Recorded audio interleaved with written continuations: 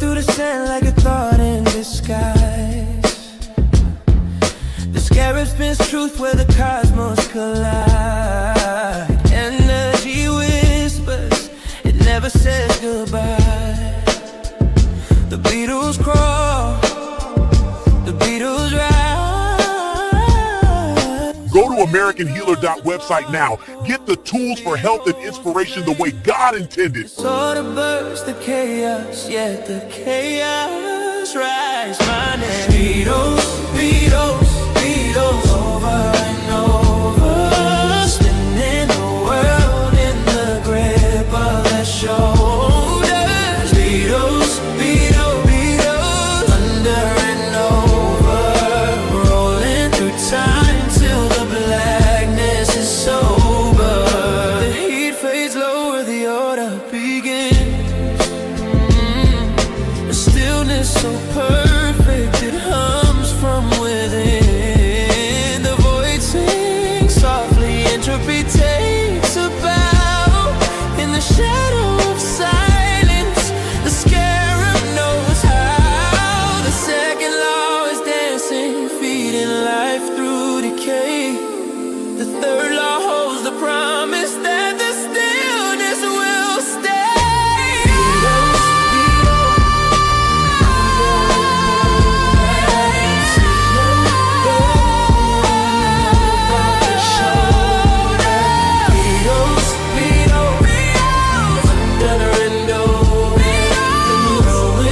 Time till the blackness is sober.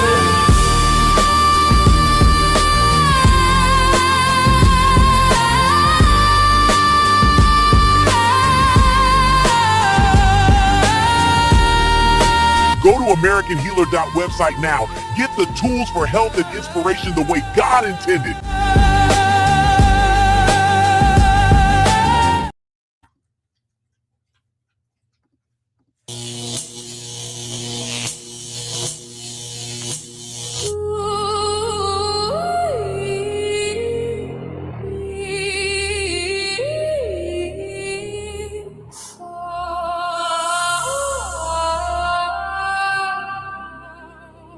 Yo, me, fa, sol, la, ti,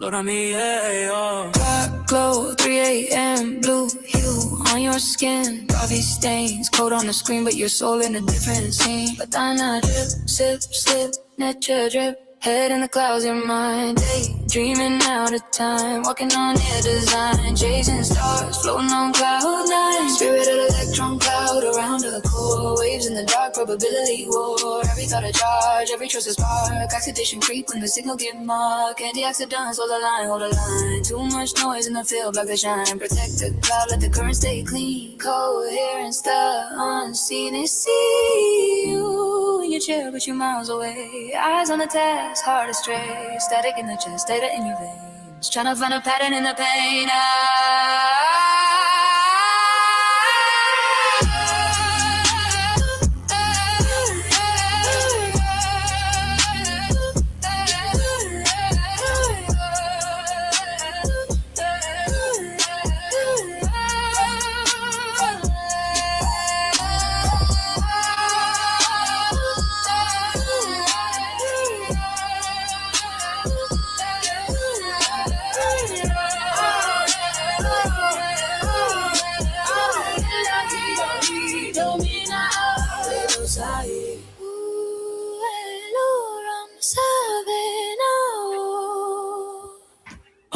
But then I drip, sip, slip, natural drip. Head in the clouds, your mind. Daydreaming out of time. Walking on air design. Chasing stars and stars. Floating on cloud nine. Static fear trying to hijack the flow. I tune on the chatter, resonance grow. Phase locked heart, sync mind to the code. Frequency right, chaos unfold. Feel stable, no drift in the scene. What's felt in the unseen, rendered in gleam. Observer, aware of the role I play. Collapse intention, manifest today. Shift, change, same page, different sky. You stay, they fade, you still try. Guard. Melanin first diabetes. We here. Time to make magic, baby. Rolling through the sand like a thought in disguise. The scarab spins truth where the cosmos collide. Energy whispers.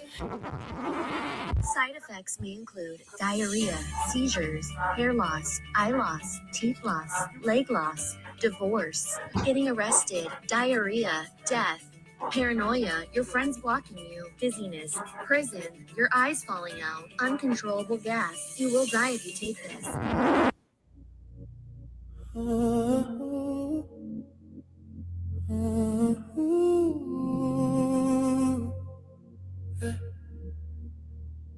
Yeah. Ink on your fingers, candle wax on the desk, eyes dancing through chapters, lips biting hairs, silence loud, I can hear your thoughts breathe. Your mind must know what it do to me. You don't flirt, you dissect every thought, leave me wrecked. I came for the view, but I stayed for the depth. You don't rush a conclusion, you savor the thread. Yeah, your intellect undressing me instead. You read me like footnotes, underline my flaws. That's the kind of questions that make a man pause. It's a sapiosexual's wet dream. No touch, but potential obscene. Your mind got me losing my sleep. Your intelligence dripping like silk on me. Talk to me so, break it down clean. Every word hits somewhere between desire and discipline. Dark and serene. Sapiosexual's wet dream. Desire needed Christ, even death needed life. Christ in shining armor, fresh like the leather bomber.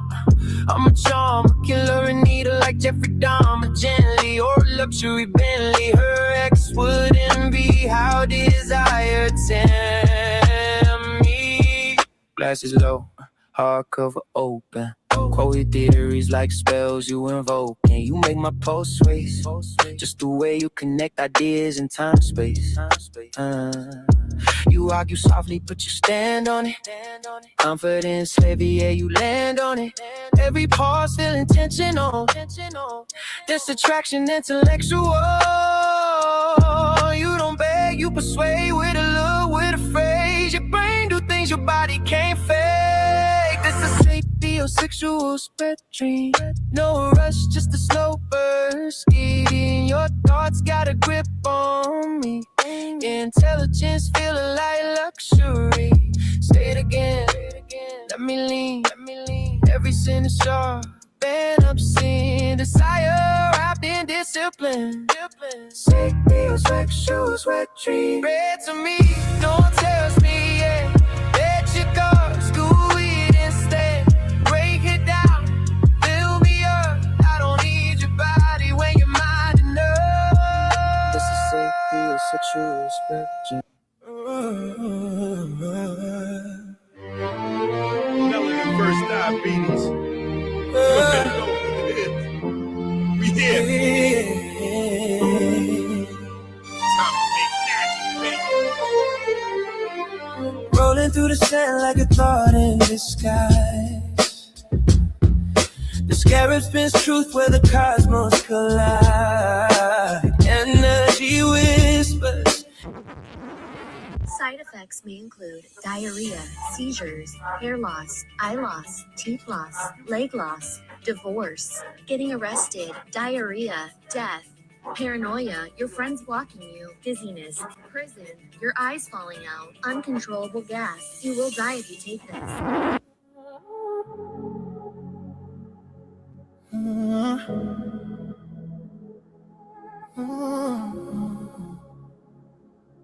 Your business. The mind your business. The mind is money. Repent is your self-defense. If it don't make dollars, it don't make sense. Dollar bill. Dollar bill, dollar bill, dollar. Built it all on dollar bills I found.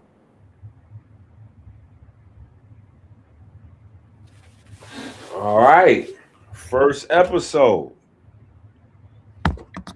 What it do? First episode. What's popping? You. The family popping. Started from the Gollum, now we here. Yeah, we here. We here, man. I appreciate you having me on here. Hey, listen, this is the first of many. So we locking it in every Wednesday, correct? Every Wednesday or Saturday. We both just been it's been crazy, but Life be lifing. yeah.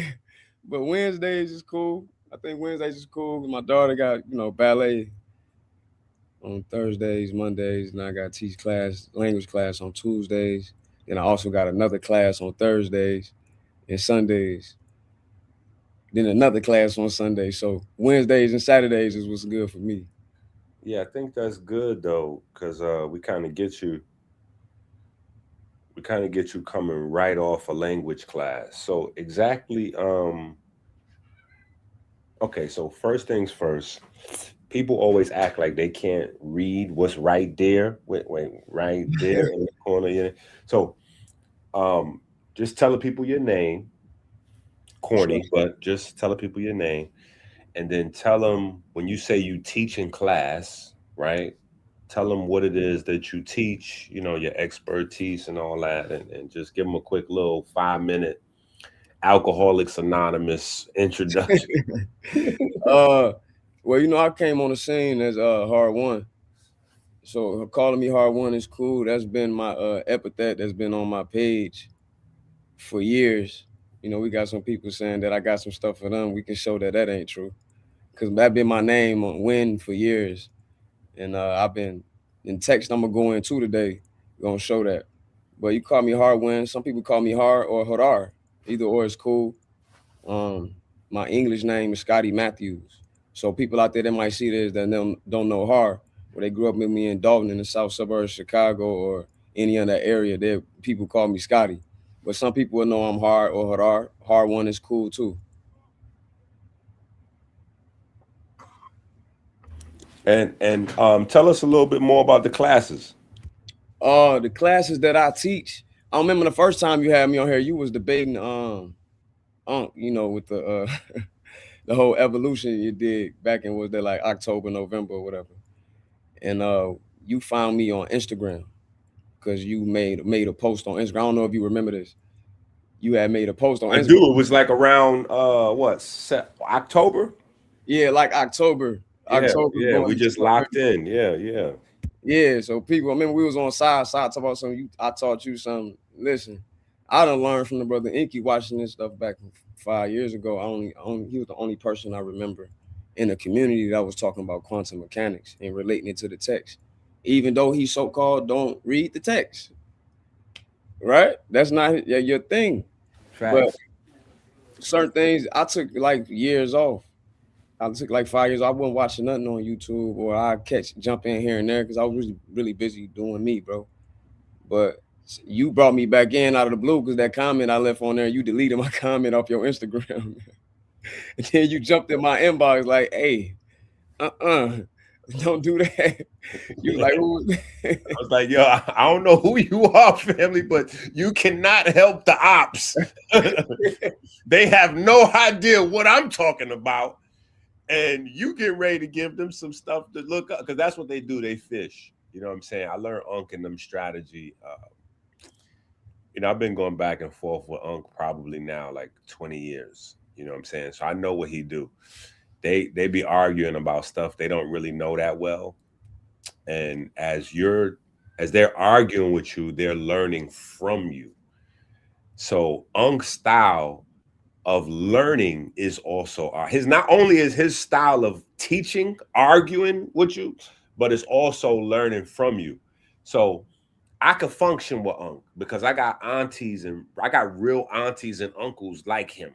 You know what I'm saying? So, you know, when we was children, that's how they, like my family, hey, you little MF, like that's just how they, we grew up, harsh, vulgar language was affection.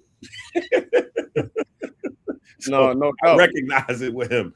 You know what I'm saying? But yeah, your comment was like way going above everybody's head. And I ran and just caught that joint before it was a home run. I caught that joint going over the field like, don't you pass this off to them folks like that. You're gonna send them to the you're gonna send them, they're gonna come back sounding smarter tomorrow. Don't you do that. We need them to sound how they supposed to sound.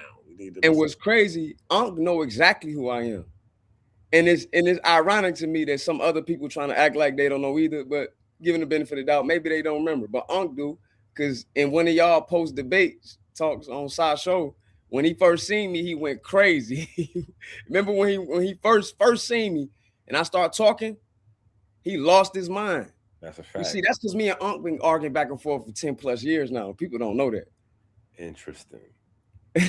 So Unc know me. He knew you had his buttons. He knew you had his buttons. So to see that he act like he kind of act like he ain't know after that, as he tried to play it off. Like, but so he was trying to gatekeep. He ain't want people to see you. That's what it is. He was gatekeeping. That gate. Listen, people don't realize that because the conscious community is not, people don't like it ain't no riches or like it ain't. So people wouldn't think that the same behavior that goes on in like a Hollywood or music business goes on in the conscious community. But people be gatekeeping and blackballing and blocking and all that stuff goes on. They definitely gatekeep. Yeah, all that goes on. So when did you get into I'm still answering the languages? How long have you been into the languages? Like how long have you been studying maybe African languages in general or specifically Kemetic? The Medu network. I've been studying the broad scope of African languages since like 2013, like in the grand scheme of things. Even though I went to Columbia College and from my sophomore year on up until my basically I'm still considered a senior right now technically. But I started dabbling in language in school because it comes up because that's one of the modes of proving something. Like my professor is Professor Robert Hanser, Dr. Robert Hanser. He's a professor at Columbia College. So I just happened to gravitate towards the antiquity, as they label it, in Black World Studies in Columbia College. They call it Black World Studies, but it's just African Studies, and that's that argument with that Black word. But anyway, it's just African Studies there. They call it Black World Studies, and his focus is West Central Africa, specifically West Africa, like Ghana. Well, listen, let me stop you. You good with Black World Studies here. We don't, Black is beautiful over here. We don't. So go ahead with your Black World Studies self. Go on ahead. So his main thing, your professor, go back to your professor. His main thing is West Africa, but he taught a class from antiquity to like 1860 Africa, and then there's another class from 1860 West Africa onto the transatlantic slave trade onto Jim Crow. So it's two separate classes. And the first one he started at antiquity. So we watched this BBC. We was in class. We watched this BBC video. Hold on. So the class is a history class, but he uses language to back up the history, or the class is a language class. The class is a history. Okay.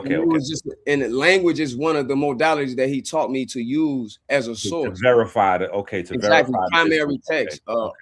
Artifacts. You know what I mean? That's interesting. Anthropology. That's just one of the aspects of it. So that wasn't the focus. That's just something I got drawn to. Okay. Keep That's keep something I got cooking. Go drawn ahead. to. Keep cooking. Keep cooking. Right. And I got now that's why I was already studying African history. And me and my professor talk to this day. He's a big role model when it comes to my African studies. Big role model. In fact, we're gonna be going to University of Chicago at the Orientalism Museum. We're gonna go through some texts there and stuff, and we're gonna trade some information about the pygmies because he also specialized in talking about the pygmies, how they were present in West Africa and really all over Africa. He got a lot of oral traditions and stories. So we're gonna touch on a little bit of that today. I don't quote anything from him today, but another time I will. But long story short, that led to me getting into the text. At around this time, I was about to get married, leading into like 2012. I was engaged on like at 2012, I was 22, so I was engaged.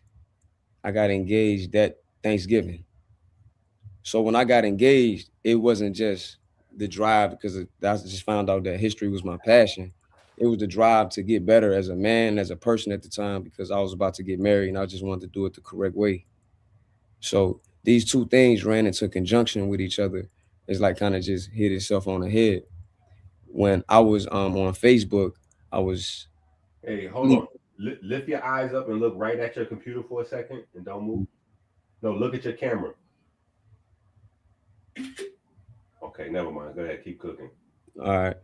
So around this time, I wanted to get into the Bible because I grew up in a Christian household, even though I was always the weirdo, quote unquote, pro-black mystic technical. They used to call me Farrakhan in the crib. Okay. Yeah, growing up, that's just how it was, but it didn't hit the culmination until I was my sophomore year of college. And I like to preach, or not preach, but teach or talk to any young men or women out there that may be in college and not know what you got going. Because I was in school for a baseball scholarship originally at Olive Harvey, which Come is on, man. You can't play no baseball now. Stop. man, I played middle infield, man. I had a scholarship, full ride. That's crazy. Full ride. And but I wasn't happy with myself and I didn't know what I wanted to be. I was out here doing knucklehead things from 17, 18, 19 because not because I had to, even though I'm from rough neighborhoods, but my mom and my stepdad, they worked their way up to live into the better suburbs or south suburbs, so to speak, because we still go to school and congregate with all the people on the south side. Like I played basketball with everybody growing up in Dalton on 144th. But my parents had moved up over time and we moved to a better situation because of their hard work, you know. Okay. George and Wheezy style. Yeah, like ain't no upper class, and it ain't really no such thing as no middle class, but we was doing better than most because my mom worked her butt off. She worked her butt off. But at the time, I was just basketball crazy, even though I was on the baseball team. And things got kind of rocky for me. Hit my junior year because I got put on the bench for the first time in my life, and I ain't know how to deal with that. You know what I mean? And I can get into some detail, like I don't feel I should have been or whatever. But long story short, I was mad about that. So even though I had an opportunity, I was all conference honorable mention shortstop at my high school my senior year. Even though I had that opportunity going into school and I had a full ride going to JUCO, I was like sulking because I wanted to go to D1 for basketball, not JUCO for baseball. And I let that get to my head and I let certain opportunities go to the wayside. But the net should be working because that just was what it was meant to be. Because even though I didn't finish playing out my baseball career at Olive Harvey, I transferred to Columbia College. And I was about to go to the Navy, but my auntie, my biological father's sister, my auntie Masani, I'll never forget it. She basically saved my life, if you ask me. So by proxy, my father saved my life too. Even though we ain't had the best of relationship, I grew up in the house with my stepfather. But my father saved my life because I told him I was finna go to the Navy. I was finna drop out of college, not finish school my sophomore year. I was like, man, I'm going to the Navy. My cousin, he was going. I was like, man, might as well going. I ain't out here doing nothing, and I'm just soaking. You know what I mean? Just getting down on myself, not knowing what I want to do because I was focused on this to do this my whole life. I defined my life with this basketball. I made some bad decisions, but them bad decisions left me somewhere where I would never change that. Because when my auntie talked to me, she said, "Son, what you like to do?" You know what I mean? She sat me down and talked to me like nobody talked to me, and I never thought of it like that, bro. Like it's crazy because I grew up an athlete in the house, but I always had a 3.0, 3.2, 3.5, and I wasn't even studying. Like I was doing homework 5 minutes before class started, right before in passing period type stuff. I wasn't studying or nothing, but I was in advanced placement classes, and I could have been anything I wanted to be. But the whole time in my mind, it was just this basketball, just this basketball. And when it didn't work out, for regardless whatever reason how it didn't work out, it didn't work out. That hit me. So when I made them decisions, I kind of, even though I was blessed to have other opportunities with baseball. I was gonna go to the Navy, but when my auntie talked to me, she said, "Son, what you want to do?" And that's how I led, and that's how it led me to like, yo, auntie, I want to rap. Like, yeah. Like, yeah. Hold on. We didn't see that coming. We didn't see that coming. That man said, so I was stuck on basketball, and I got the baseball. Facts. I got the baseball check. You know what I mean? They want to pay me. You know, they want to take care of my school. Them financial aid checks. Oh, but you just scholarship. So yeah, scholarship. Scholarship is still money, man. We got to remember. Yeah, scholarship is the check. It's not the check, but it's still a check because they taking care of everything. You know what I'm saying? We got to think about it in those terms. That's what I be telling my children. I be like, hey, y'all got to get somebody to drop that check. Y'all got to get somebody, grades, athleticism, you know, it got to add up. You got to get somebody to drop that bread for you. You know what I'm saying? But yeah, we wasn't expecting that. So you was focused on basketball. Baseball panned out. Yep. You wanted to go to the Navy with your family, and then somehow you said, I need to go to the studio. Because I was always chilling with my homies. We always just rap, like freestyle, and we was getting serious with it. Even though I was still going back and forth with my homies that wasn't even in school or doing something, or some of them was in school. You know what I mean? Or that someone was still in the streets, to be real. I got a plethora of that. But we was rapping when I would come home from practice or from school, we'd still be rapping. And I ain't want to be there. But it was just an opportunity I wasted. But it led to me going to Columbia, because when I told my auntie, because Columbia College, downtown Chicago, is an art school, really. It's not known for history. I just happened to go there, and that's when I met my professor. Okay. So boom. Exactly. So okay. So now, and this is 2012. This is 2010. 2012 is when I started getting into the Bible. That's why I said in conjunction. In like 2012, I got engaged, and that Thanksgiving of 2012. Then got married. So hold on. So 2010, you meet your professor. Yep. 2010, 2011. Okay, and so going through his course, his curriculum, you starting to fall in love. Now you obviously falling in love with this lady at the time, but you also falling in love with the language at the time. At the same time, and I'm falling in love with the language only because of history. I didn't come into it like, I want to be a linguist, but I was studying Dr. Sabi when I came up. That's how I really wanted to be an herbalist. That's when I was watching you back then, when I was watching you. Because of that. Okay. So when Sai said that, I'm like, Sai, you tripping? I ain't teach this man nothing about standing waves. We both just happen to know a little bit about quantum mechanics. Yeah, we both in love. Look, we both in love with the same chick. You know what I'm saying? Yeah. So that slick, you know, he made that slick comment. I'm like, what? No. That's they be trolling though. So you going through the history course, right? You're going through life. Life is life, and you're going through school, and you get into this language thing. So that's around the time when I was about to get married. I wanted to get into the Bible because we was Christians. Even though I grew up the history head, you know what I mean? Animal Planet guy. Even though I was only loved for the sports, but I grew up always being called Farrakhan, Mr. Technical, just because I said stuff. Everybody got that uncle in the family that's just the funniest dude in the family. Or it's them. or he is, or you are the uncle. Yeah, it's a fact.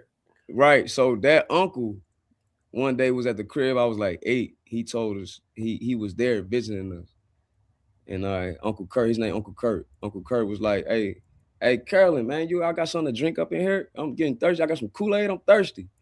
So me at like 8 years old, I said, man, you probably just want to get some water because all that sugar in this is gonna make you dehydrated. You're gonna want to just be still thirsty. He was like, and screamed out, "Hey, Calvin, this nigga just said some Louis Farrakhan shit to me." And everybody in the house blew up laughing. So since then in the crib, I was known. That was it. It stuck. That was the moment. It stuck after that. That was the moment. So it stuck then. So I always had that in me, but I was praised and got adulation from my neighborhood and in the crib because of my athletic prowess. So now I'm transitioning into want to be intellectual and become a family man. So I'm starting to get into the Bible.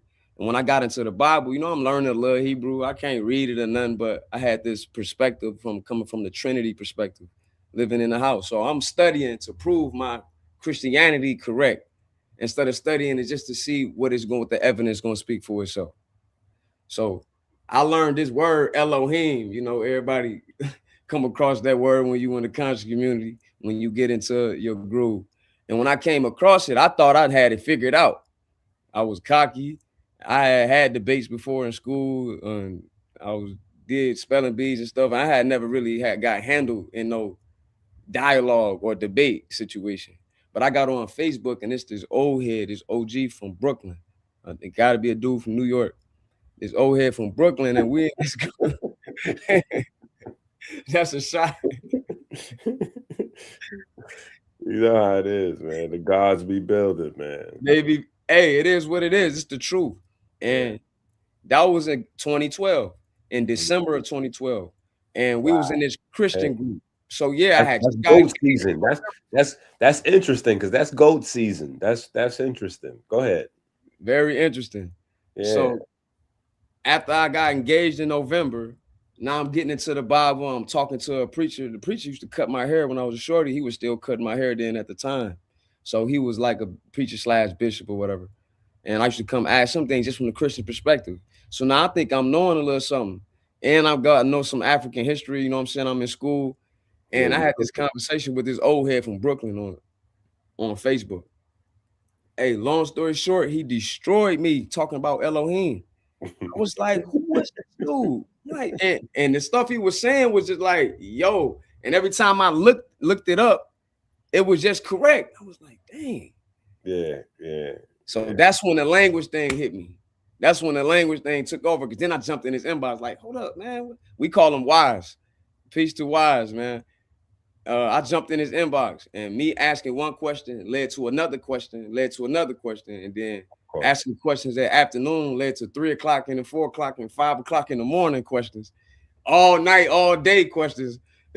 And he going back and forth. He cold with Arabic and Hebrew and in the glyphs. He just like cold. I'm like, yo. So he never denied me to ask me a question. 9 times out of 10, he can answer the question. And if he couldn't, he said, you know what? I don't know. I got to look into that. He ain't never told me like, man, stop asking me questions. He never made me feel like, hey, I'm coming weird. off weird, too strong. Yeah. He was like, nah, he just was there. Even though I never met this man physically, he was there. Yeah, because somebody did the same thing to him. And that's when it gets to he's a Nuwapian. So when I came on your channel the first time saying that, that's how I got. Without saying that, it's people listening that's going to hear that. They already knew that. As soon as you said Brooklyn and languages and Elohim, we already know. You already knew that anyway. Right, but we already know once you give that description, that means that either he was studying under Dr. York or he was studying under somebody that was studying under Dr. York, because that's where the language. That says a lot. Yeah, that's where the language, especially Arabic, and so yeah. Exactly. So he was really, and he still is. That's the guy I still go to. Hey, make sure, am I tripping on this? Like take a look at this for me real quick. He like, no, you on point. That's so here's a word for you. You know what I'm saying? He probably know it, but now you got it. So you will call Wise your enlightener. Wise is your enlightener. That's New York slang, old school slang. So that guy who's that impact for you, that's your enlightener. My enlightener was Zigzag Zig God Allah. I still speak to him sometime and ask him questions, even though I'm way sharper than he is.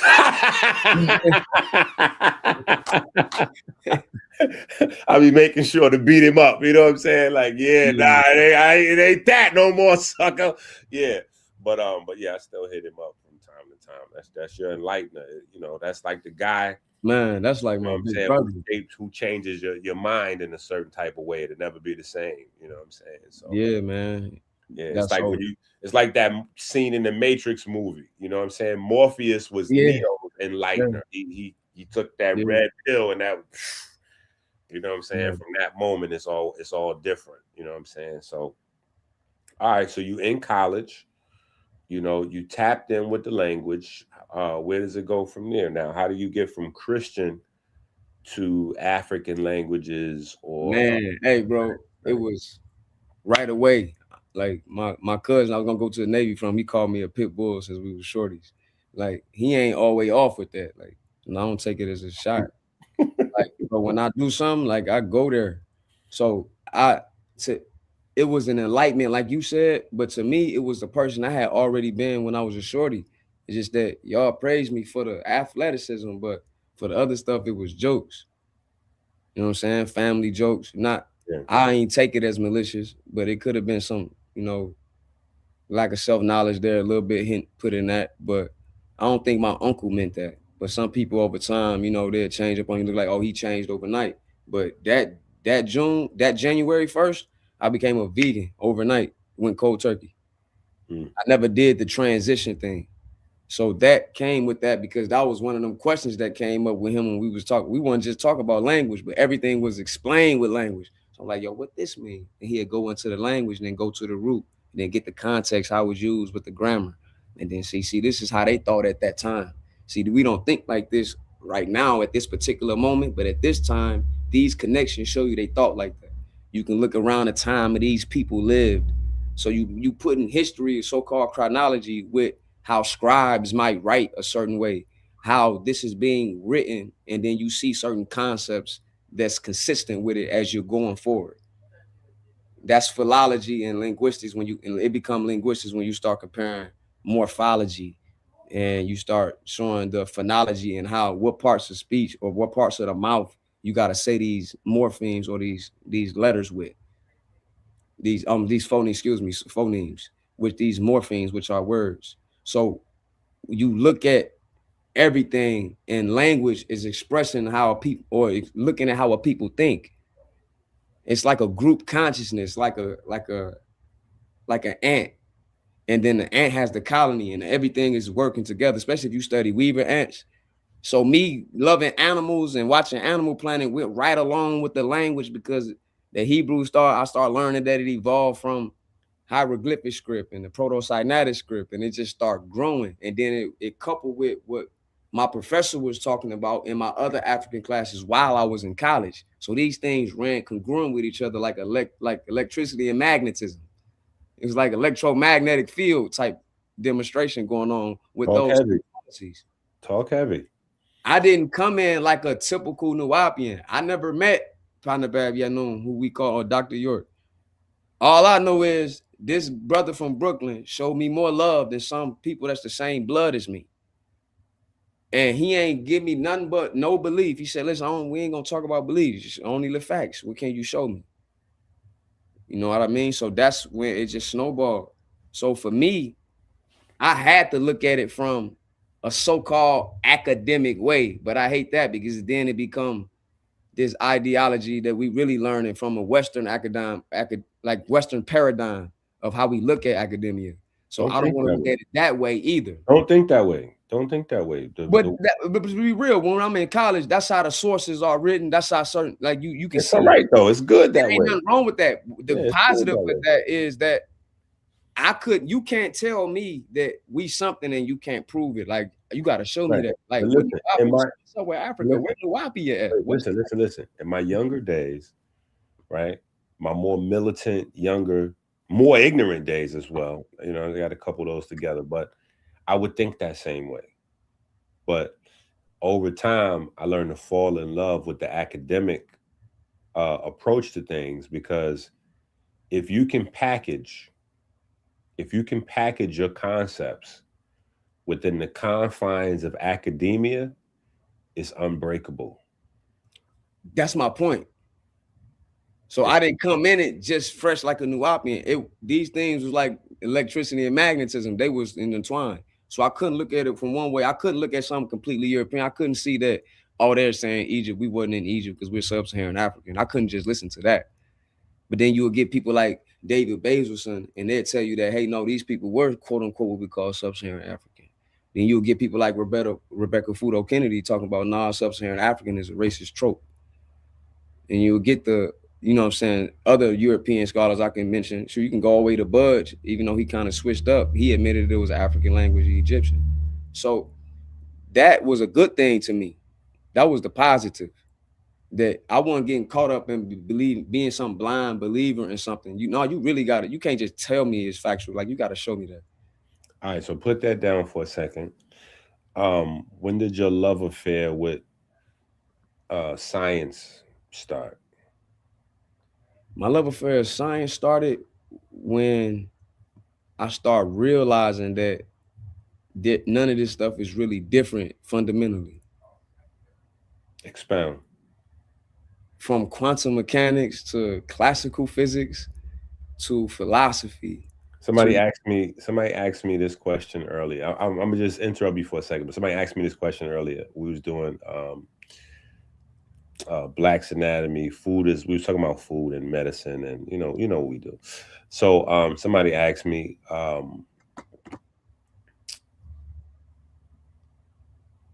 it was a long question, so it's hard for me to remember the exact question, but it was about the comfortability of speaking about spirituality in scientific terms and modern science kind of, does modern science talk about spirituality or something to that effect? You know what I'm saying? But it was in that pocket, you know what I'm saying? And I know where you're going with it. So I just wanted to. Yeah, it's in that pocket for sure. Yeah. Exactly. So when I started noticing these things, I was like, man, in school, I hated math, even though I was in pre-calculus in high school. I hated math. I was like, yo, what we doing using this for? And then when I studied math and how it linked with geometry, and then I was like, then I started looking at the language and how it's used nature. I called it hieroglyphs and using nature to explain nature. So you might use an animal to explain a concept, and that concept is talking about something scientific though, and it's using an animal. Like har. And when? Yeah, but specifically like the falcon being the fastest animal on Earth. Not just that, the sound they make. It's like onomatopoeia. But being used in a way to explain light, which is the fastest known thing. You know what I'm saying? And the fastest bird, the fastest animal, land animal, or animal period is the peregrine falcon. Yeah. So the eye. And the eye, their keen eyesight. Yeah, that's nature explaining nature. Exactly. So you start seeing signs, then I start loving it. I hated math. Then when I started studying quantum mechanics and showing how these stories, our ancestors really knew that these stories, so-called mythologies, are using myth in a sense of story to explain science. And it's just, I fell in love with math then. It was like, oh, snap, look at the Schrodinger equation are different. That's why one day I text you like, hey, you ever notice that I in the Schrodinger equation? I fell in love with it because of language. Yeah. Like, I hated math in high school. I hated math in college. I had statistics in college, but I tried to stay away. Well, statistics is corny. It is. That's all of it. I didn't like none of it. But I always loved history. So it all started with history. Then I started loving science. Dr. Sebi had a lot to do with that, because when you start studying science, your body is go hand in hand with science and biochemistry. Yeah, that's the focal point. Is all of the science is culminating in the body. All right, so let's get into the if you don't know me by now. That was a 40-minute introduction. So that's a good enough, you know what I'm saying? Like, so let's get into, I think you said you wanted to jump right into the Shabaka stone. I'm gonna get into that. I'm gonna fall into that. I'm gonna start off somewhere. Okay, where you going? You ready to hit the share screen? If that's what we doing. No. Listen. You tell. I'm driving the car, but I'm listening. You telling me the directions? You know what I'm saying? You GPS. So what? Yeah, just let me know where you want to, how you want to jump into your discourse. Oh yeah, man. I Shoot, know you let's. got the laptop now. Yeah, that's that was my issue. Yeah, I know we got the laptop now, so now we can hit share screens and bring up now you can do what you want to do. So yeah, if Yeah, it's we not can a go there. pocket phone. And the Shabbat stone because of consciousness and light, and like you was talking about with Hey Rue and your debate with Jabari, like all of this still go together hand, they go hand in hand with each other. So something that's literal or actual, or how did the Africans view that? Because when you're looking at language, you got to look at the language and how they viewed it again at that time. So how do African people that live today that still keep these traditions that we claim we say are the oldest, or we claim we say are the OGs, or some of our elders or master teachers that we may deem master teachers refer to these beings, and then when they're referred to in the text, let's see what they think. Are these things actual? Because to say that certain things started with Christianity is just flat out wrong. And I know that just coming from my background with West Africa with my professor. But I'm gonna take it to South Africa, Central Africa with it today. But just that background right there let me know like the idea of having a creator, whether it's a deity that is unseen, or the idea of agents that are deities that literally come from the stars and how we interact with them. That's not something that started with Christianity. That's just not true. So we're gonna go into that, and then that's gonna lead to the Shabaka stone. Then that's gonna go into all the breath and all of that, and the Metu, the title, Medu Metu. Medu is the word for word or speech, utterance. You got other words like that dude in the glyphs, but that's the word that we call Medu Netur, divine words of speech. And then you got the vessels. So to me, language is as a vessel. It's just a carrier of vibrations. But fundamentally, that's everything. So that's what your vessels are in your body too. Your heart is this big valve, and it got these vessels that lead to your body, and it's pumping the blood. And then the blood has the cells, and the cells is the electricity and electromagnetism within the atoms. And it get deep like that. All that to me is tied in. Do you think? Do you think? You know what I'm saying? Yes, sir. Yes, I sir. love this stuff. So we're gonna get into it. I think Metu work because I think in some aspects, like I know things that you teach about the science coincide with the glyphs in the African languages and customs and or traditions that may even predate the text. So we're gonna get into that today because I think you a genius, bro, and I think you should get more credit that you get. I For real. appreciate it. I appreciate that. Just shoot it. Yeah, sure. You know what I You know mean? what I'm saying? We always represent, even if it's laid back. You know what I'm saying? Um, I definitely appreciate that. So, but I crashed into the concepts. My thing was, science. You know what I'm saying? But the thing is, every part of science, if you track it down, like if you go, okay, well, this started, let me see, let me put a date on this. Who came up with this? Where did this originate? If you keep playing that like the childish, and I ain't gonna say childish, but children, they ask that one question over and over and over again. And I have a bunch of children. So a lot of times I still have that childish, part of my mindset that just asks why over and over. And they ask why, and then when you give them an answer, they ask, well, why is that? And they want the why to that and that and that. And so, I got into the habit of doing that with science and just tracking things down. And I always crashed into Kemet, you know what I'm saying, to the point where it just was like, okay, let's just sit here for a minute. Because I track the math down, it's here. I track the technology down, it comes here. If I track the spiritual, the theology down, it goes here. If I track down diabetes, it goes here. Cancer goes here. Like everything, all roads lead to, all roads lead to Kemet. So I need to figure out a little bit more about whatever was going on there. And it seemed like even till today, Kemetic scholar is just somebody that studies, either the rocks in Kemet or the language of Kemet. Most people forgot that Kemet gave the world math and science and astronomy and calendars and time and all kinds of other stuff. Surgery and medicine and just, so many other different aspects that, folks didn't get into. So my dad told me if I couldn't find any books on the subjects that I wanted to read, then it meant that it was my job from God. Like I was ordained to write those books. He said that's how it goes in life. If you can't find the books you looking to read, then that means you supposed to write them.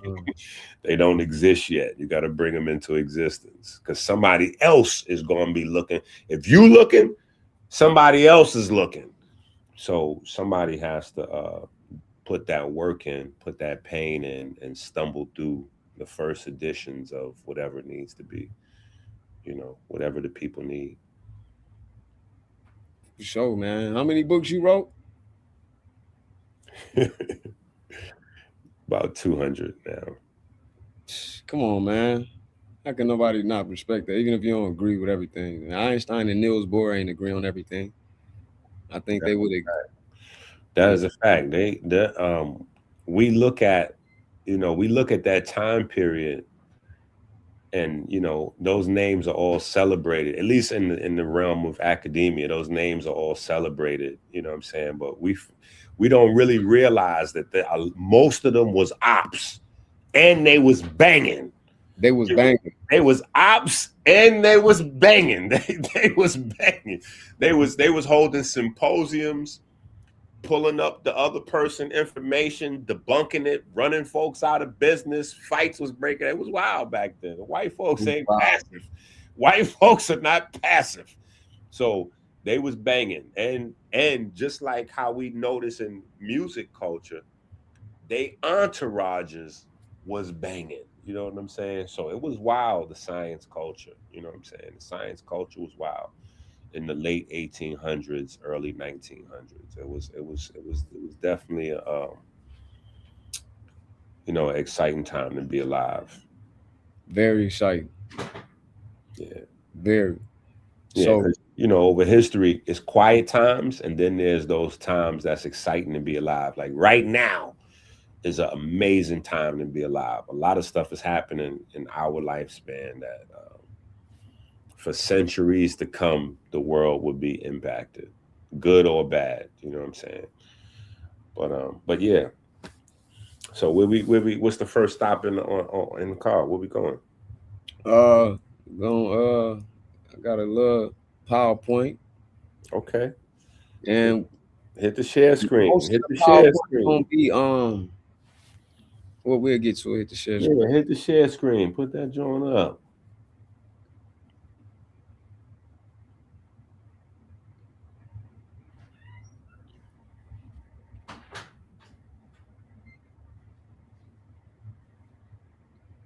Right there at the bottom of your StreamYard screen, you should see a little fake little TV set with a plus sign in it. Mm-hmm. Hit that, and then when you hit that, make sure when you share with sound, it'll be a little switch there that says share with sound. Make sure you click that if you have sound. If not, then don't worry about it. Share screen, easy to monitor. Share screen works best. Yeah, you get two options. You could share like a Google screen, or you hit the other one so you could bring up your PowerPoint. All right, the Chrome tab or Windows. There you go. Let me see. Oh, so I can choose either one. I'm trying to. Mm-hmm. So you do the Chrome tab when you want to bring up like a website or something. But then do the window tab with the. Yeah, so you can bring up your PowerPoint. Your PowerPoint, when you hit it, it should show you all of the windows that's on your computer. Open system settings.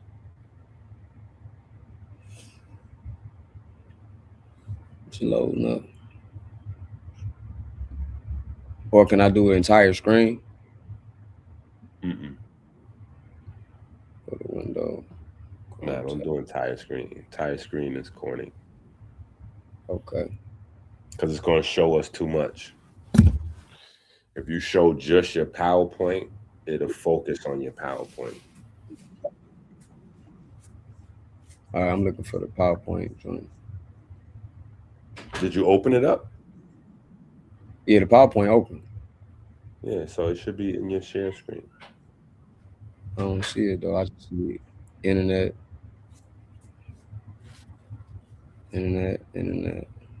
All right, so when you hit the share screen, all right, when you hit the right, okay, hold on. So you hit the little TV set with the plus sign, Mm-hmm.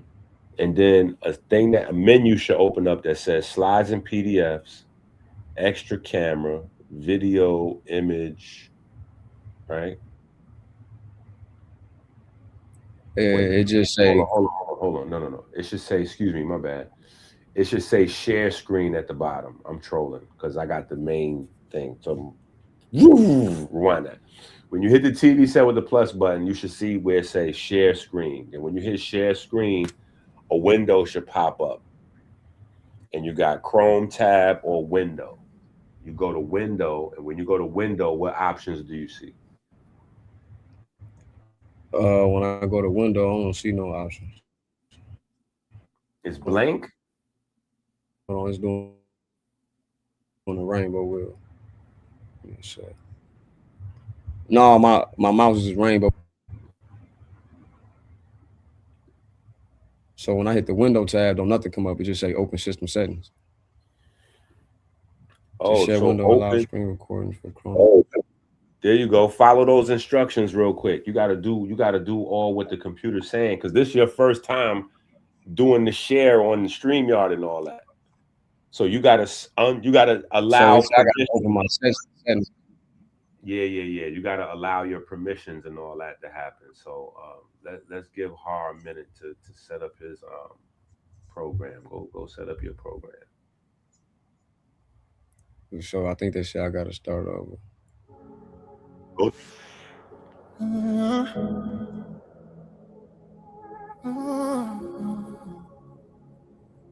Your business. To mind your business. To mind is money. Repent is your self-defense. If it don't make dollars, it don't make sense. Dollar, dollar bill. Dollar bill, dollar bill, dollar. Built it all on dollar bill, the foundation. Every dream starts at the bottom before it turned into a nation. Yeah, built it on some shortcuts, no inflation.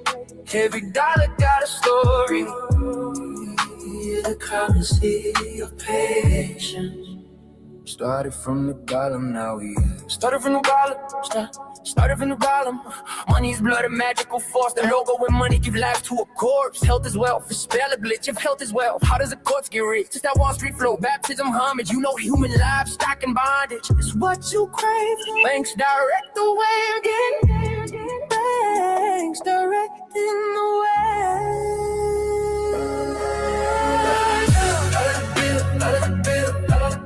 Built it all on dollar bills, the foundation. Every dream started at the bottom before it turned into a nation.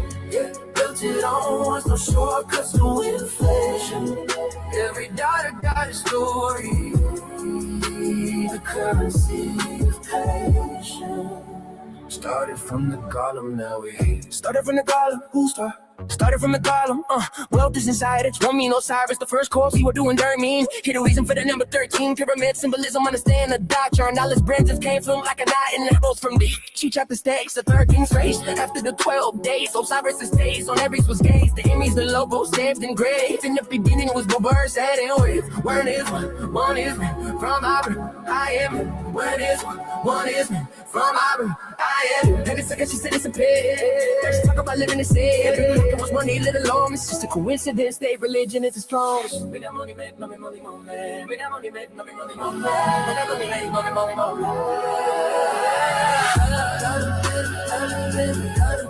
Built it all on dollar bill, the foundation. Every dream's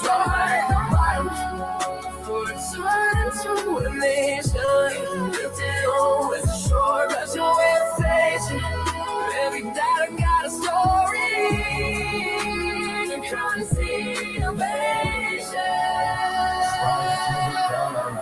So this walk on my vision never was empire built brick by brick, dollar by dollar. No, they can't stand. Honest for the flex, I was cannon every blind. There's under respect, my befores, don't forget the time. Every day, philosophy. I don't give up with the dream as a vision that a breathe. I should fake love, hope for paper. I seen paper turn to power. Got the truth in every tower. These veins don't say the hours. Residents never bring me out what you gonna do with this. I'm a pretty no like to make the singers do it is. I don't work so money, I can manage it. When they can work, multiple lives. Dollar bills teach you economics. Plain bills teach you standards. Make money don't straight from aliens. Skip all I'm asking for pride. But if you're going with strength in your own hand, I'm going for every time. American money, your side is stand 13 is a high burden. You money left for it's a tribal.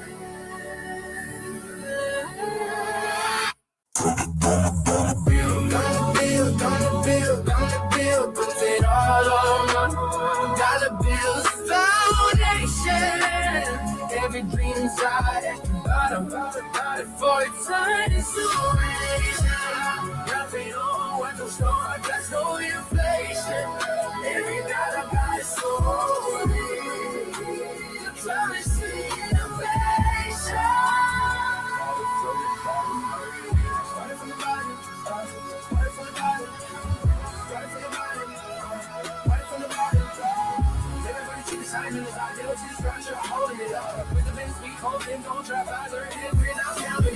He's the Mitch. True value is for kids. The mind expensive. No, these folk convincing I'm crazy. No life, no way they go nice. The game is slice. Hell is information. You are seen as a station. Freemasonry is station. Got Freemasonry is station. What is one from I am it. What is one from I am it. In a sentence, what sentence isn't there? Let's talk about living in sad. People with the most willing and longest, of course it is, from a legend in a song.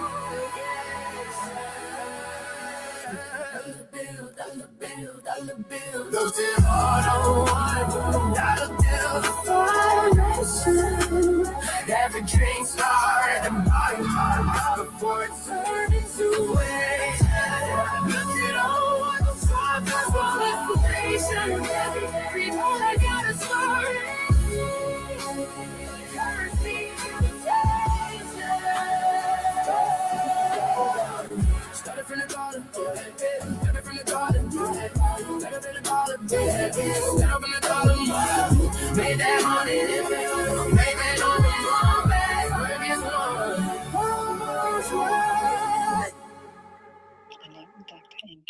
Hello, Dr. Enki. Hello, Dr. Enki.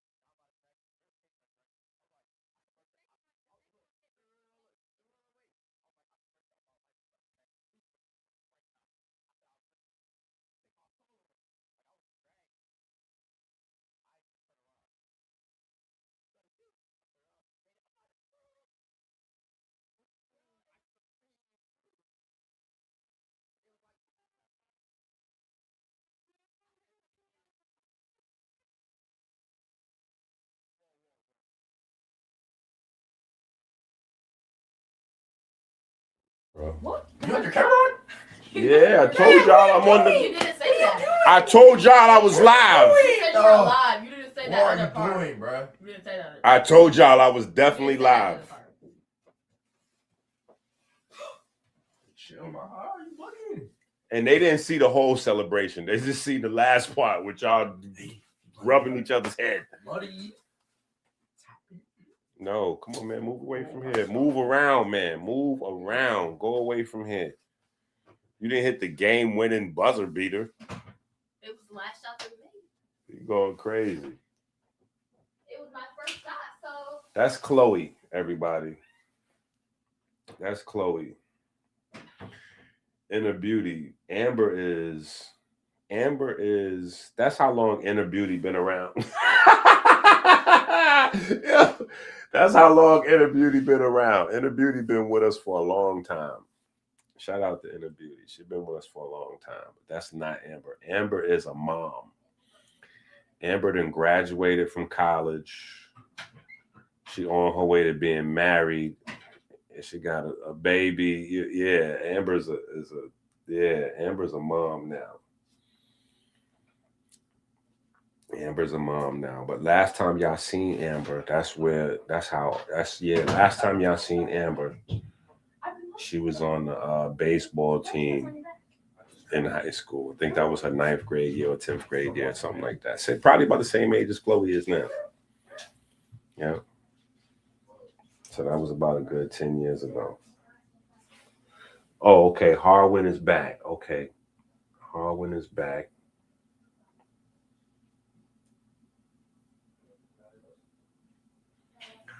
Yeah, so she just hit her first points on her basketball team. So they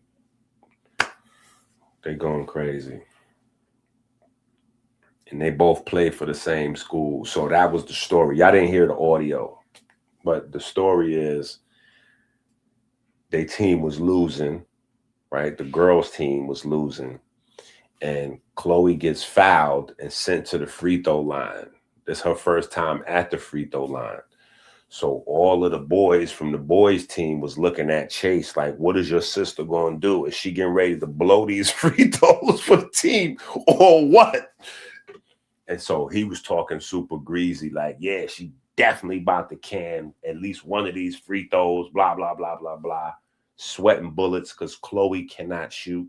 But then it just so happened that the first free throw was all net and the whole school went crazy. Yeah, the first one was all net. The whole school went crazy. So they was telling me the story just now. All right. Harwin is back.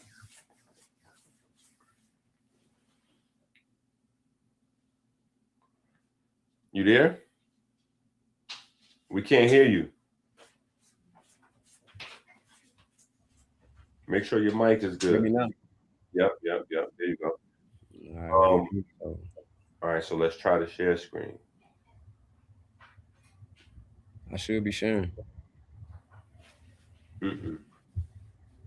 Browser can access, try capturing a different screen to see if this continues. Oh, man. So that means that, okay, now that's something else. So let's be patient. We're going to get this together.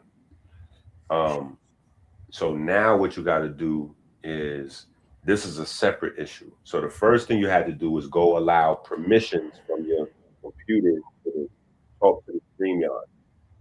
Now you got to update your Google because your Google is outdated. Okay. That it ain't sharing?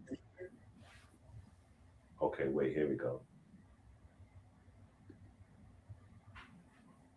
Okay, you lit. We here, right? Hold on. Before presenting. Okay, hold on. Can you see it? Yep. All Can right, you see? Yeah, talk heavy. It's on All you. right, this Newbie Hadar, this is my logo, my production logo, everything else, and even fashion too. So we're gonna go to the next slide, and it's gonna be, this is my academic seal right here. So it says Katem Mu Pa Nebu U Kemet U Saba U Rachak U Teru Deres. So that means the seal of the Nubian Kemetic Saptu Universal Knowledge and Study. I came up with this back in like Hold on. 2000. I'm sorry. Can you zoom into those pictures so we can see them better? For sure. Let me see. Like all the way zoomed up. Yeah, I want to see that. Yeah, more. Don't worry about the words. We don't need to see the words just yet. Let us see them seals. We want to see them seals in detail. Yeah. Okay, I see the stars. Yeah, keep zooming. Keep going. Is that the most it could go? Let me see. Okay, there we go. The face. Okay, yeah, keep zooming. You got small glyphs in there. We want to see. Yeah, there we go. Now slide it around. Yeah, there we go. We want to see them Jones. For sure. Yeah, there you go. That's how you got to do that. Yeah, that's how you got to do that. Because we still can't even see all of the smaller pictures, but at least we get a better idea. Yeah, there we go. Nah, don't shrink it. Keep it. Yeah. Okay. Yeah. We see the eye in Uh-oh. the wings. No, just drag it over. Or you know, open up a text box. No, I just gotta bring it back over.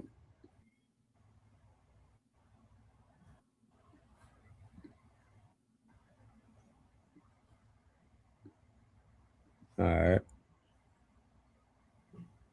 Damn. My fault. It's because it's It's so lagging big. when I Pause. drag it. Yeah, it's so big. Pause. But go ahead. Don't worry about it. Go ahead. Shrink it and do it. Do your thing. And let me He stop said interrupting. pause. Yeah. Because that we getting it's getting crazy. No, you cool. You can peep now. Yeah. We see it good. All right.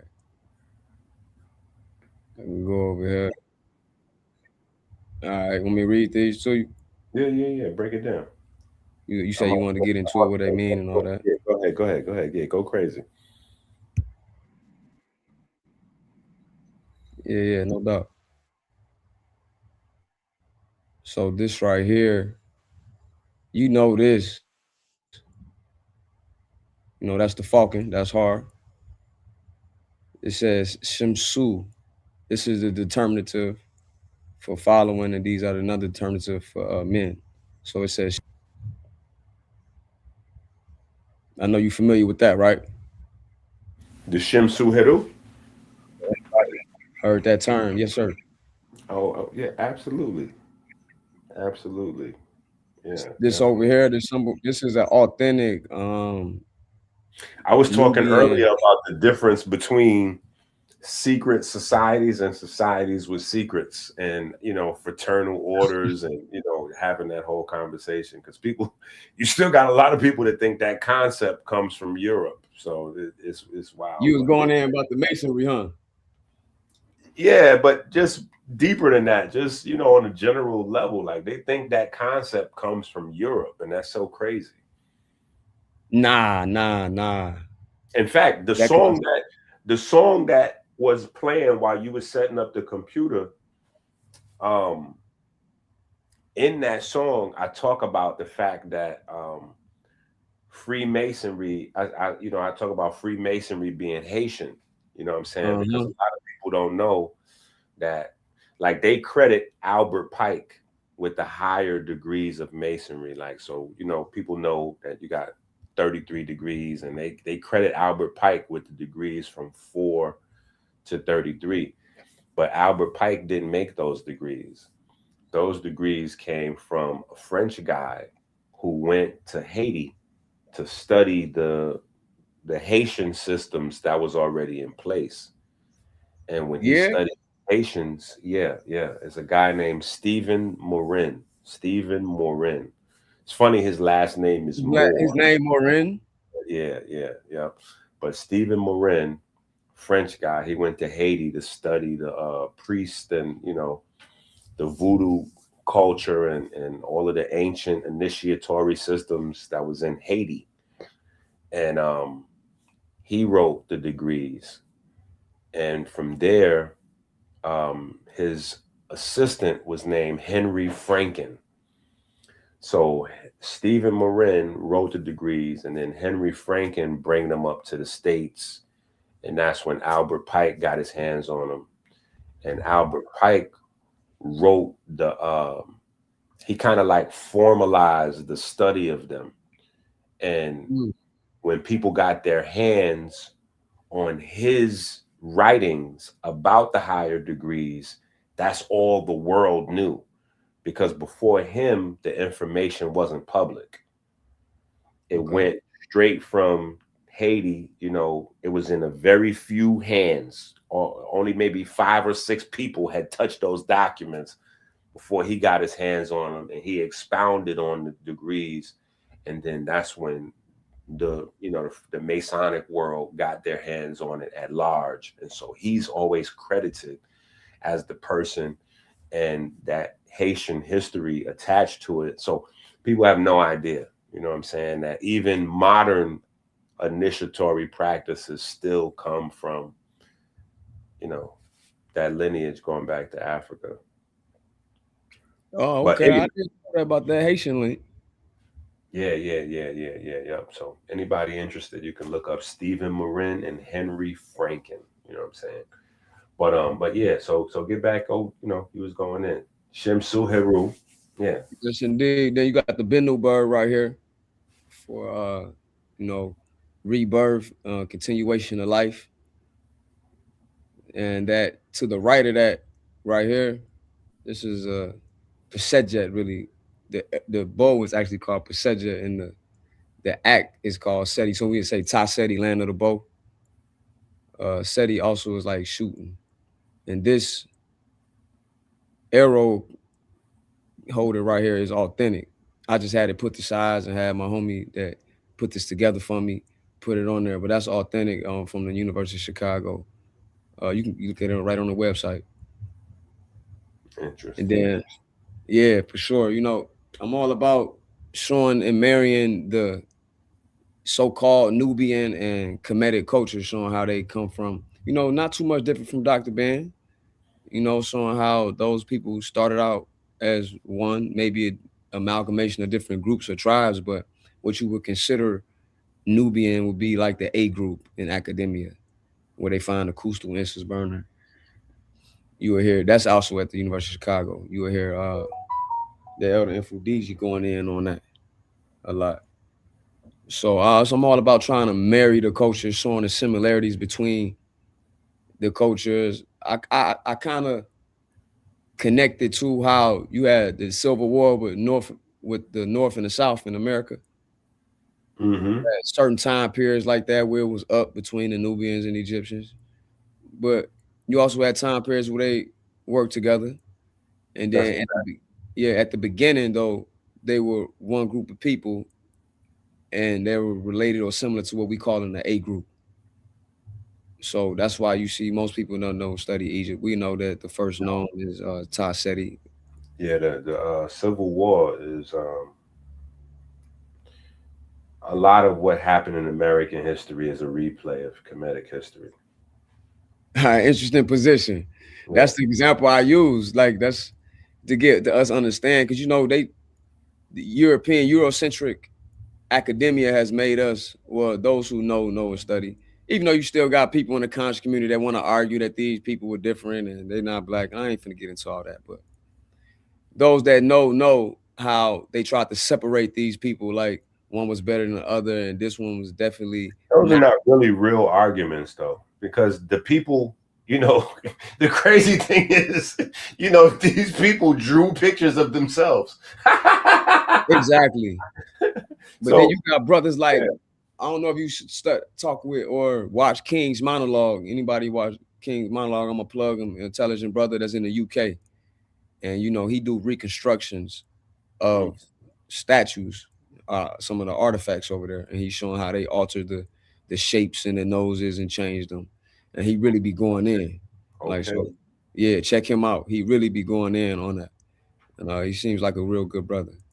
So you know that's always the perspective I come from, and we're gonna get to that when I go further too with this.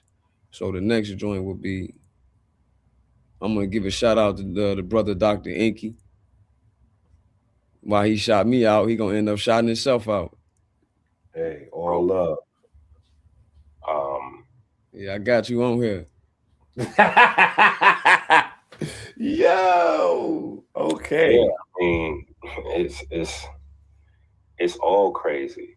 You need to get the book, Harwin. Though you would go crazy. You'll probably write a book while reading the book. You would probably write a whole nother book just while reading the book. That's how much stuff will come out of your brain. I appreciate that, brother.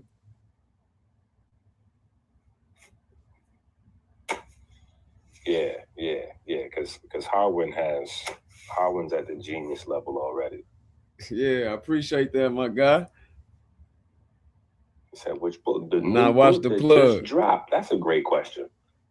That's a great Which question. book? I need to show it again. That's a great question. Let me put it on the screen again. Right? Y'all get in there and buy It's Dr. still Inky books, publishing, man. so it's not available yet.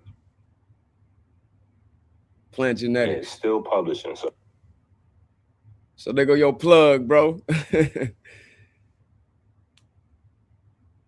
Definitely appreciate it. I definitely appreciate it. Yeah. Yeah, man. I appreciate you, this opportunity. Like, I wasn't on YouTube. Like, I ain't no YouTube dude. You got guys out there talking like ran me off YouTube, tweaking. Ain't nobody ever even read me off in person, let alone on YouTube. I just never be on here. That's why I'm over here live on the brother Dr. Inky's. Because I can't even go live. I don't got enough subscribers. I don't got enough traffic. I never be on there. So honestly, Dr. Inky, the one that really kicked me off. Like, hey man, you need to get on there. We got to figure out how to get your subscribers up because I think you only need like 50 or 100. Even though it seemed like it take forever to get that first 50 or the first 100, whatever that number is. But we're gonna get you up there. For sure, man. So I appreciate you. Got to plug you again.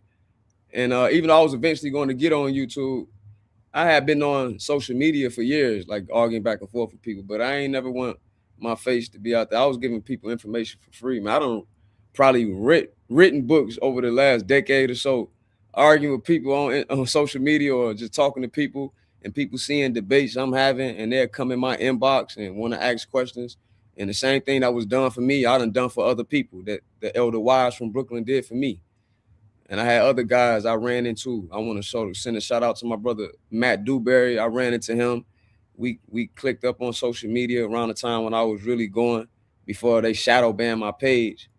I'll be writing in my language, and Facebook flag me talking about this language goes against our community standards. Like I'm saying something ignorant. Yeah. Facebook. Real life.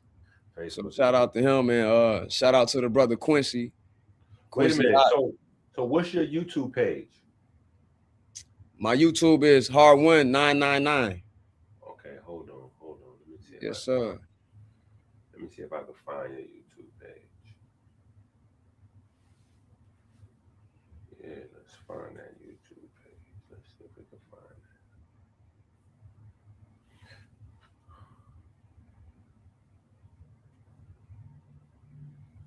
it. 3 9s or 4?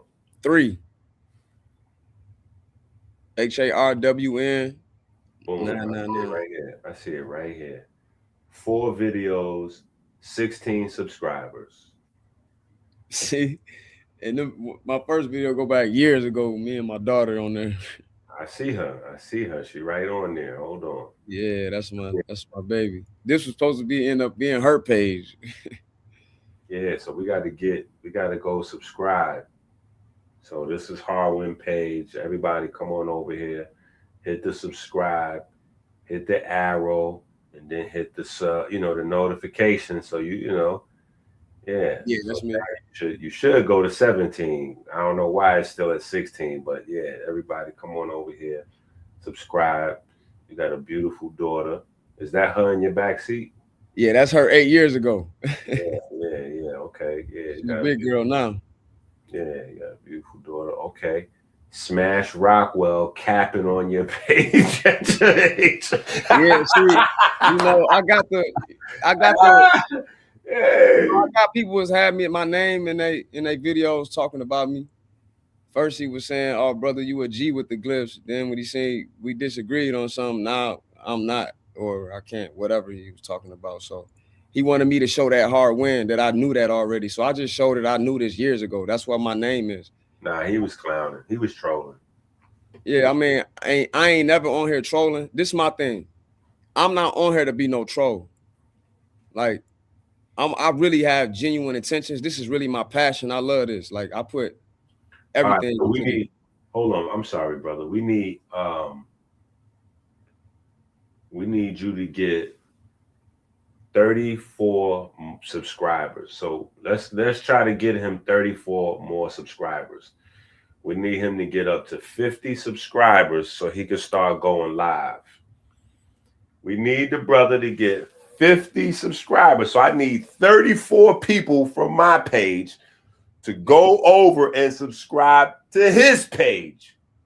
All right, we need to get him within at least by the time we do our second class. You know what I'm saying? Like, if we can't get you to 50 subscribers today, we got to be able to get you up to 50 subscribers by the next. Oh man, I appreciate it. So we can start going live on both pages. Nah, I ain't been no YouTube guy. I really been in the field. I'm gonna show some things. I got some interviews with. Well, we gonna get to that, but well, listen, this just the I need to get on YouTube though. So listen, this just the first week that we gonna keep it going. You know what I'm saying? It's the first week we're gonna keep it going. So you ain't got to do everything. You know, Kemet wasn't built in a day. For sure. All right, so let's get back to the work though. All right, bet. 1 second. All right, so the work. All right, y'all know about these questions about your debate you had with the brother Jabari, right? Are the Netzer, or what I say Natharu, Neturu deities real, actual, literal, and allegorical, or solely spiritual and allegorical?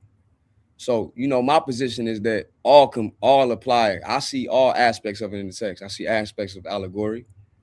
And I see aspects of things that's allegorical, that's explaining something that's very literal, that some would still want to be allegorical because they think the information might be a little spooky. Well, it's not for me to sit here and impose my beliefs on an ancient people. So I'm going to let their words speak for themselves, because people said that these things weren't actual. They never happened in a real life. It was only in a dream state, or that's just a metaphor for energy, and as if energy isn't actual unto itself. And that's a big thing that we're going to get into. I'm not saying that there's no slight. Like, actual as in energy is an actual thing in physics, which is why they call it physics. So they are materialists, so they describe it even physical. Even the photon to them is a part of physics. It's explained with the photoelectric effect, etc., etc. So all these things, even if we can't see them, some fundamental aspects of nature, like the quantum fields, they go that word field again. Yeah. The quantum fields is something that we can't observe with our eye or with any machinery, but we can prove that it's there by its effects. All right, so we got you up to 23. We went from 16 to 23. Let's go. We need more people to go over there and subscribe. Keep cooking. Keep cooking. Appreciate it. So I see the allegory. Like, we know King Tut was a real person. We got his actual historical context with the text they left behind. We have his mummy that, in my opinion, is disrespectful, but them being disrespectful leads to revealing truths. So I think that's the nature, using evil for good, using their evil and turning it into good.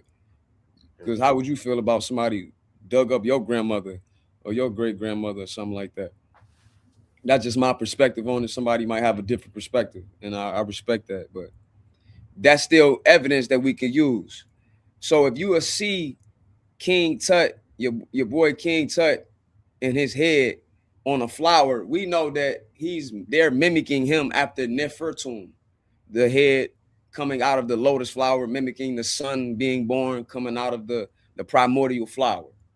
But that person was so great in his time period that he became used as what you would call mnemonic device, right? To explain something cosmic. Fact. So we know that King Tut lived, yet we can go see King Tut head metaphorically using allegory to explain something cosmic. So two things can be true. So that can apply to beings that we calling Netzeru. You know what's funny? Remember we was on Sideshow, and what's the elder name?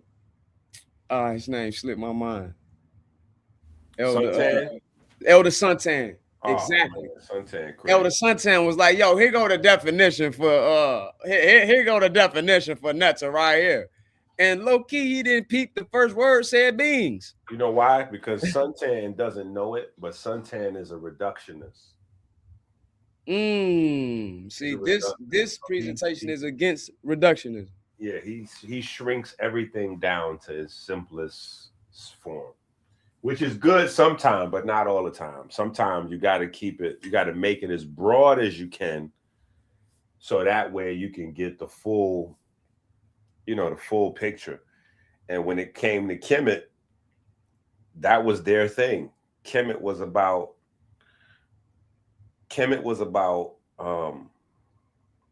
I'm trying to phrase this the right way. Kemet was about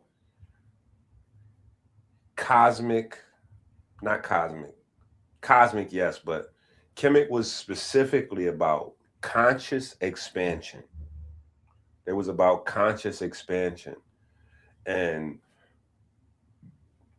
post Kemet, things went into a largely a reduction in space, because everything began to be simplified and reduced down.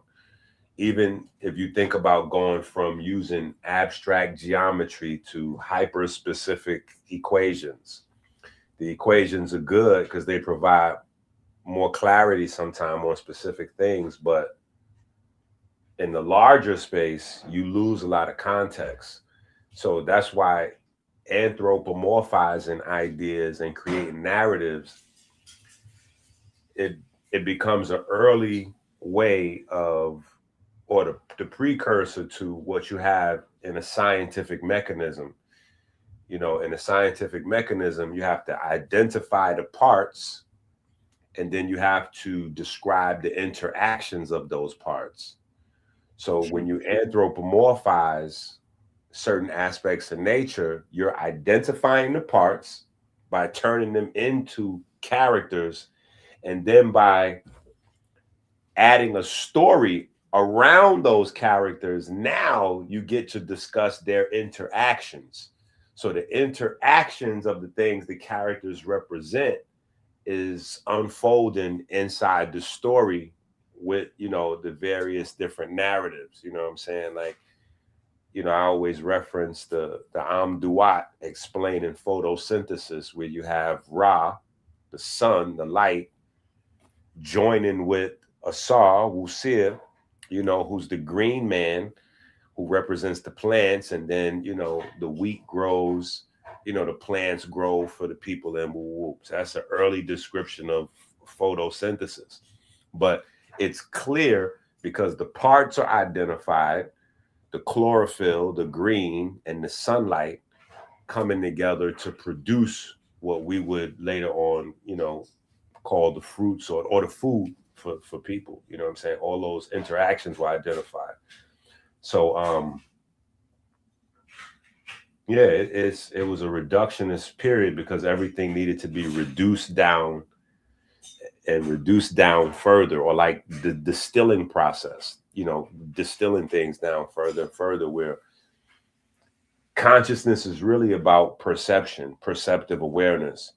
And so I try to bring people's attention to the fact that you don't see with your eyes, and you don't hear with your ears. You see and you hear with your mind. So, but then to go further than that, everybody doesn't have the capability of understanding the same level of everybody doesn't have the same potential to understand things. Some people don't have the ability to feel music. Some people don't have the ability to form pictures in their mind. You know what I'm saying? Like these are real medical realities for some people. So I don't even know what it feels like to be in a body of a person that can't dream at night. I don't know what it feels like to not be able to hear a song and get goosebumps. I don't know what it feels like to have a conversation about a story, any type of story. We could be talking about what's your favorite pizza shop, or what's the best salad you ever ate, or anything, like a movie, or just anything. We could be discussing anything. I don't know what it is to have a discussion and not have the visual of that story playing in my mind because I have a vivid imagination. Right. So I don't know what it is to not have those things. Those are the real blessings that you get. You know, that's the real blessings you get from your creator. And so knowing that there's a vast majority of people that really qualify as NPCs. You know what I'm saying? Like I be having that conversation with Caleb and Chase, my sons, because they use that lingo, like NPC. And I'm like, yo, that's a real thing. I don't know if y'all know that, but that's a real thing. You know what I'm saying? Like NPCs is real. You gotta be careful because NPCs gravitate together. You know what I'm saying? This is why we have certain incidents in the news, and sometimes we in certain spaces and we just like people feel cold and they're not able to empathize. And like there's a certain thing with demoralizing and dehumanizing people, and that's a process as well. But there are some people who are incapable. It doesn't matter what they learn or don't learn or what you put in front of them or whatever. They're just not capable because they don't have the same, their senses don't function as yours does. You know what I'm saying? So they don't have the ability to create a story, a colorful story. That a colorful story is not even a concept that everybody can even fully understand, because a story is with words. But we know that, or some of us do anyway, that a story creates pictures. But if you don't have the ability to have pictures in your mind, you can't understand what a colorful story is. So you can't even fully understand. Not only you can't really fully understand life or other people, but and this is the vast majority of people. I had to learn over time because I took these gifts for granted. Like there are many people listening right now that may take these gifts for granted. It's not a black, white, red, yellow thing. This is just a people thing. But if you look back at Kemet, their culture centered around music, art, storytelling, color, and Dance. so it's not possible for everybody to understand Kemet. It's physically not possible. It doesn't matter how much information you present to them. It's not physically possible for people to really fully understand everything. So I understand. That's how I have patience, and sometimes I'm willing to argue with people because I understand that everybody's not physically capable of understanding a culture whose entire existence is predicated on things that everybody is not equipped with to understand. If you don't understand dreaming because you've never had a dream, if you've never had a dream before, if you've never had a lucid dream before, whether it was a good dream or a nightmare, if you've never had a lucid dream before, I don't think you're capable of understanding Kemet. If you don't have the ability to listen to a story and see those pictures or create your own images in your mind, I don't think you have the capacity to fully understand Kemet. If you don't understand how hearing a song create goosebumps or make the hair on the back of your neck stand up, it's not possible for you to understand. It's not even possible for you to really understand the Bible, because even in the Bible, the language of God is music, right? You have two ways to communicate with God as per the Bible: music and prayer, which is the reason why you have hymns. Hymns is songs. You know what I'm saying? Like you gotta communicate through. So, but you can't understand the spiritual nature or divine nature of music if you can't feel music. That's why even in, so then it comes down to frequency. That's one of the things I That's talk what I was about. coming to when you asked me why I love language. Yeah. Was science, because fundamentally it's all frequency. Yeah, that's like the main. That's one of the main things I talk about in my last book, the monk manual. You know what I'm saying? Is the atom a particle away? Is the atom over here or is it over here? Or is it way, way, way light years over there? But then Or wait, is it all of those places at at the same time? And that's ultimately the answer. Oh, hold on, man. Shout out for the super chat, man. Definitely want to appreciate the super chat. We got a super chat coming in from Asa Assad Knight. Asa D. I don't know how to pronounce it. It look like Assad Knight, 8429. Assad Knight, right? Yeah, shout out to Assad, man. Appreciate you, bro. Yeah, okay. We got some more subscriptions. So we didn't got you up. We didn't got you from, we moving the chains a little bit. We moving the chains a little bit. We got you up to 26 so far. So we passed the halfway part. We need 24 more subscribers. 24. Yeah. Oh yeah, you need 50 to go live, right? Yeah, you need 50. So we need 24 more. You was at 16. We got you 10 so far. We need to get you up to 50. So we'll see what happens. After this video, I guess maybe over the next day or two when people watch it, we probably get a few more. I appreciate it. I appreciate all the love, anybody who subscribed. Gotta get you up. I appreciate if you here. Yeah. Even if you ain't subscribed and you here, you watching us cook and have dialogue, I appreciate it. All right, so let's keep going. Let's keep going, man. Let's keep going. You was here. You was somewhere around here. We gonna go right to your man's right here.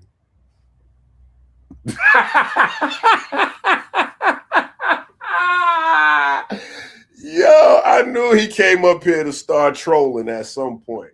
I'm not again. Hold on, put me back on the screen. He said, hold up. He said, I got more money. Let's go. I love it. I definitely appreciate it. Let's go. My man said, I got more money. Let's go. All right. So I'm going to play this video. We're going to let, Jabari speak. Yeah. Wow. Here's my question I got a question for Jabari and I got a question for both of them.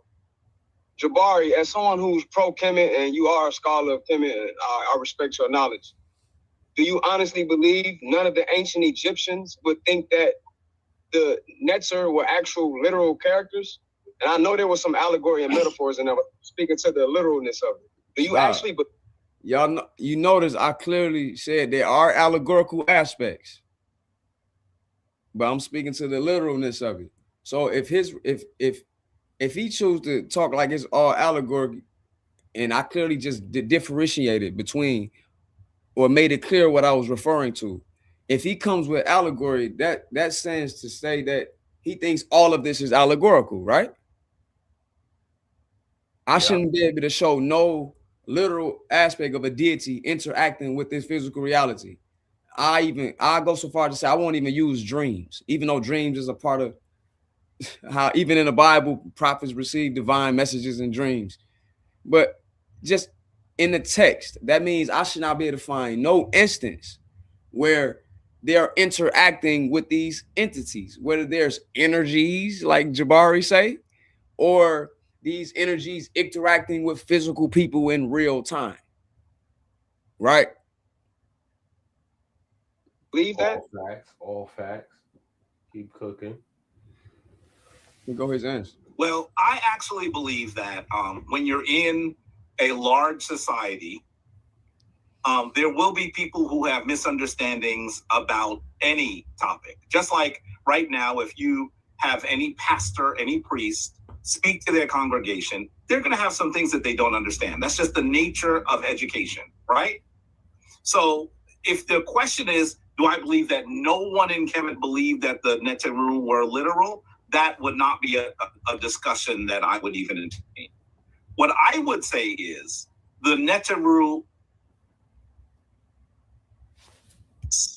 that were put forward in the mythos. That ain't us, bro. That's his computer was freezing up. Say again? You was froze up. What'd you say, son, Netta? You froze up. You like right now, you freezing up. You stopping. Very interesting that he always freezes at these critical question moments. said I didn't get a chance. So Inky got to get his troll in right there. So we're gonna go right here. I said, Brother Jabari had some technical difficulties. Interestingly enough, at that time, as Inky said, but maybe he was genuinely having issues. We don't know. Brother Jabari had some technical difficulties. I asked if the deities were viewed to be literal characters. For example, quote, God and gods or angels are characters in the Bible. So what does literal and actual mean? I understand here I go, I'm reiterating again. I understand there are allegorical aspects in the middle netter, using nature to explain principles of nature, but are literal aspects present? So I'm reiterating, this is clear what I'm saying. Here's what literal is. And they saying we being technical or pedantic, Inky, when you was bringing up what literal mean.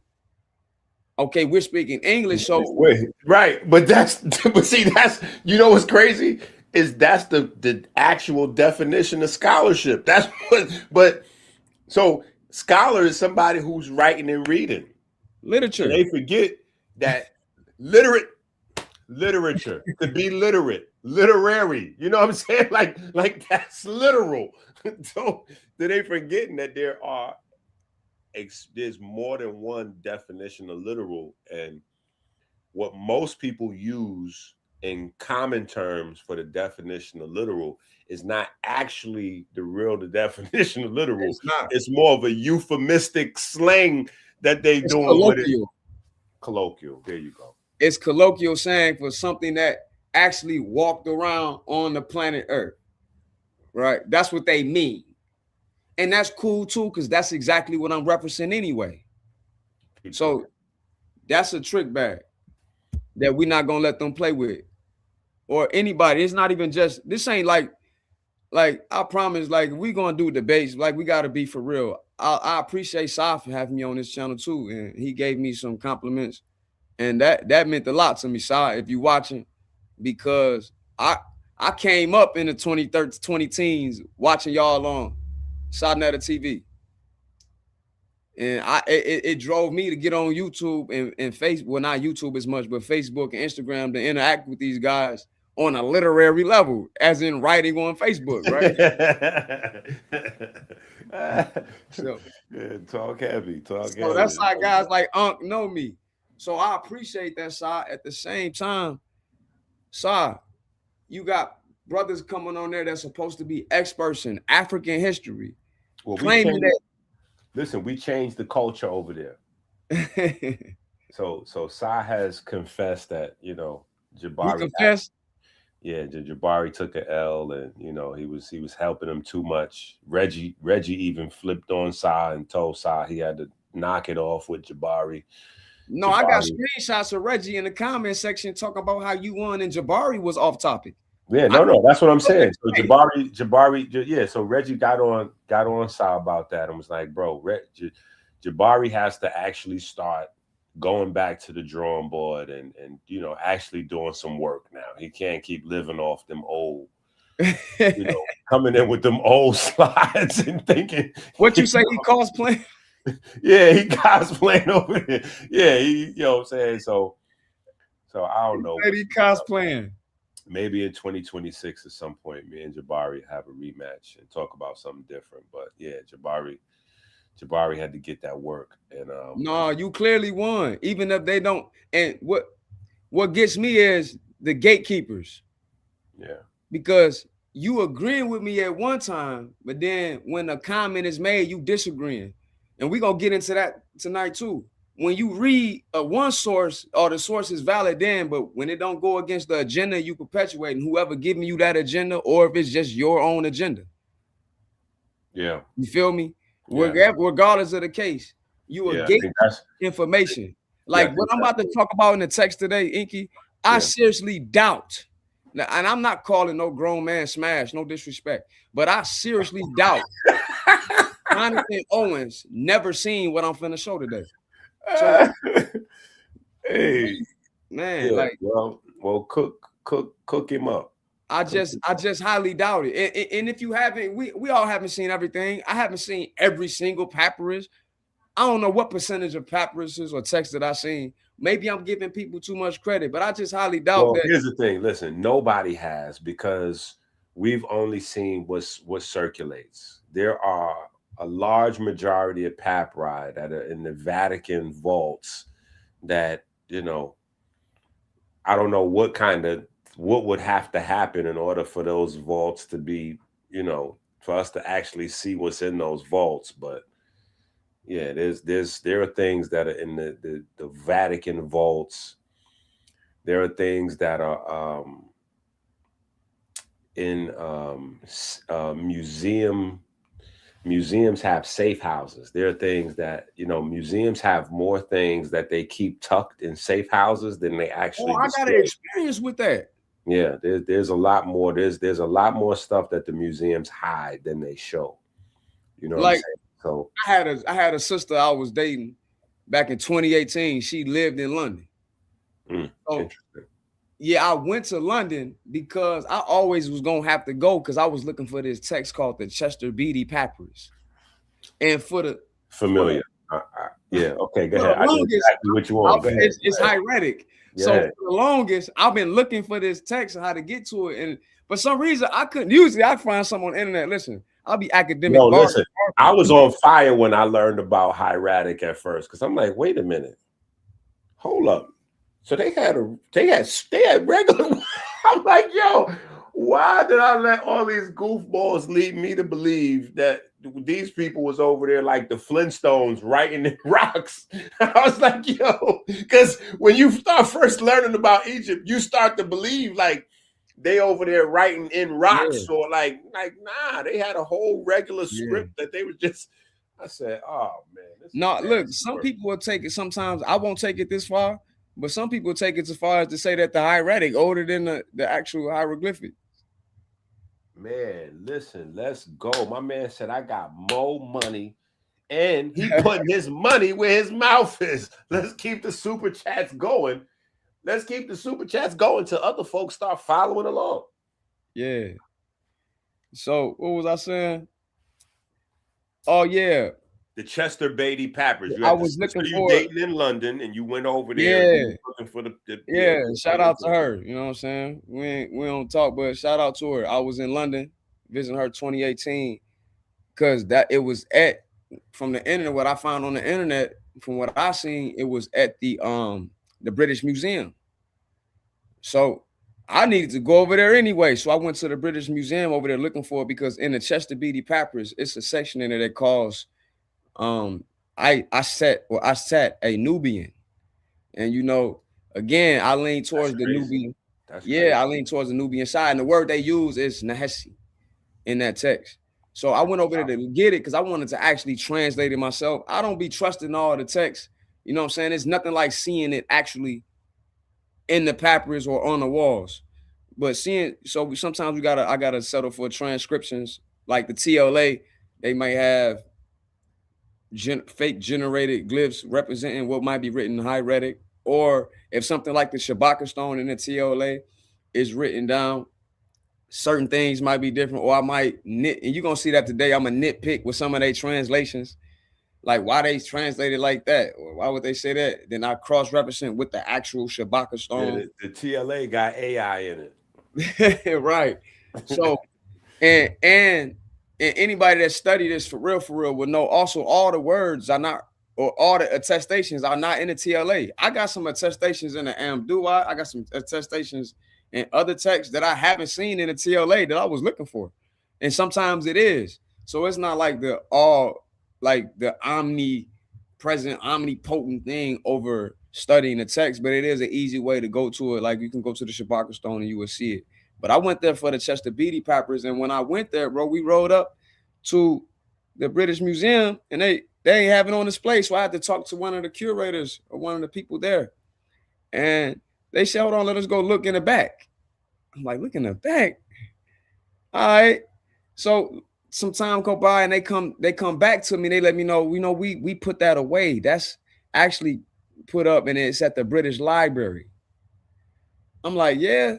So we had to get in the car and drive to the British Library. I want to see this Chester Beatty Papyrus. I want to take a picture of it so I can go translate it. You know what I'm saying? I want to have my own translation directly from the text, because calling her a Nubian, that's big to my research, even though regardless of what time period, and time periods do matter. But and with time periods, you can even see, to your point, you can see people that write, you will see scribes got different styles of handwriting.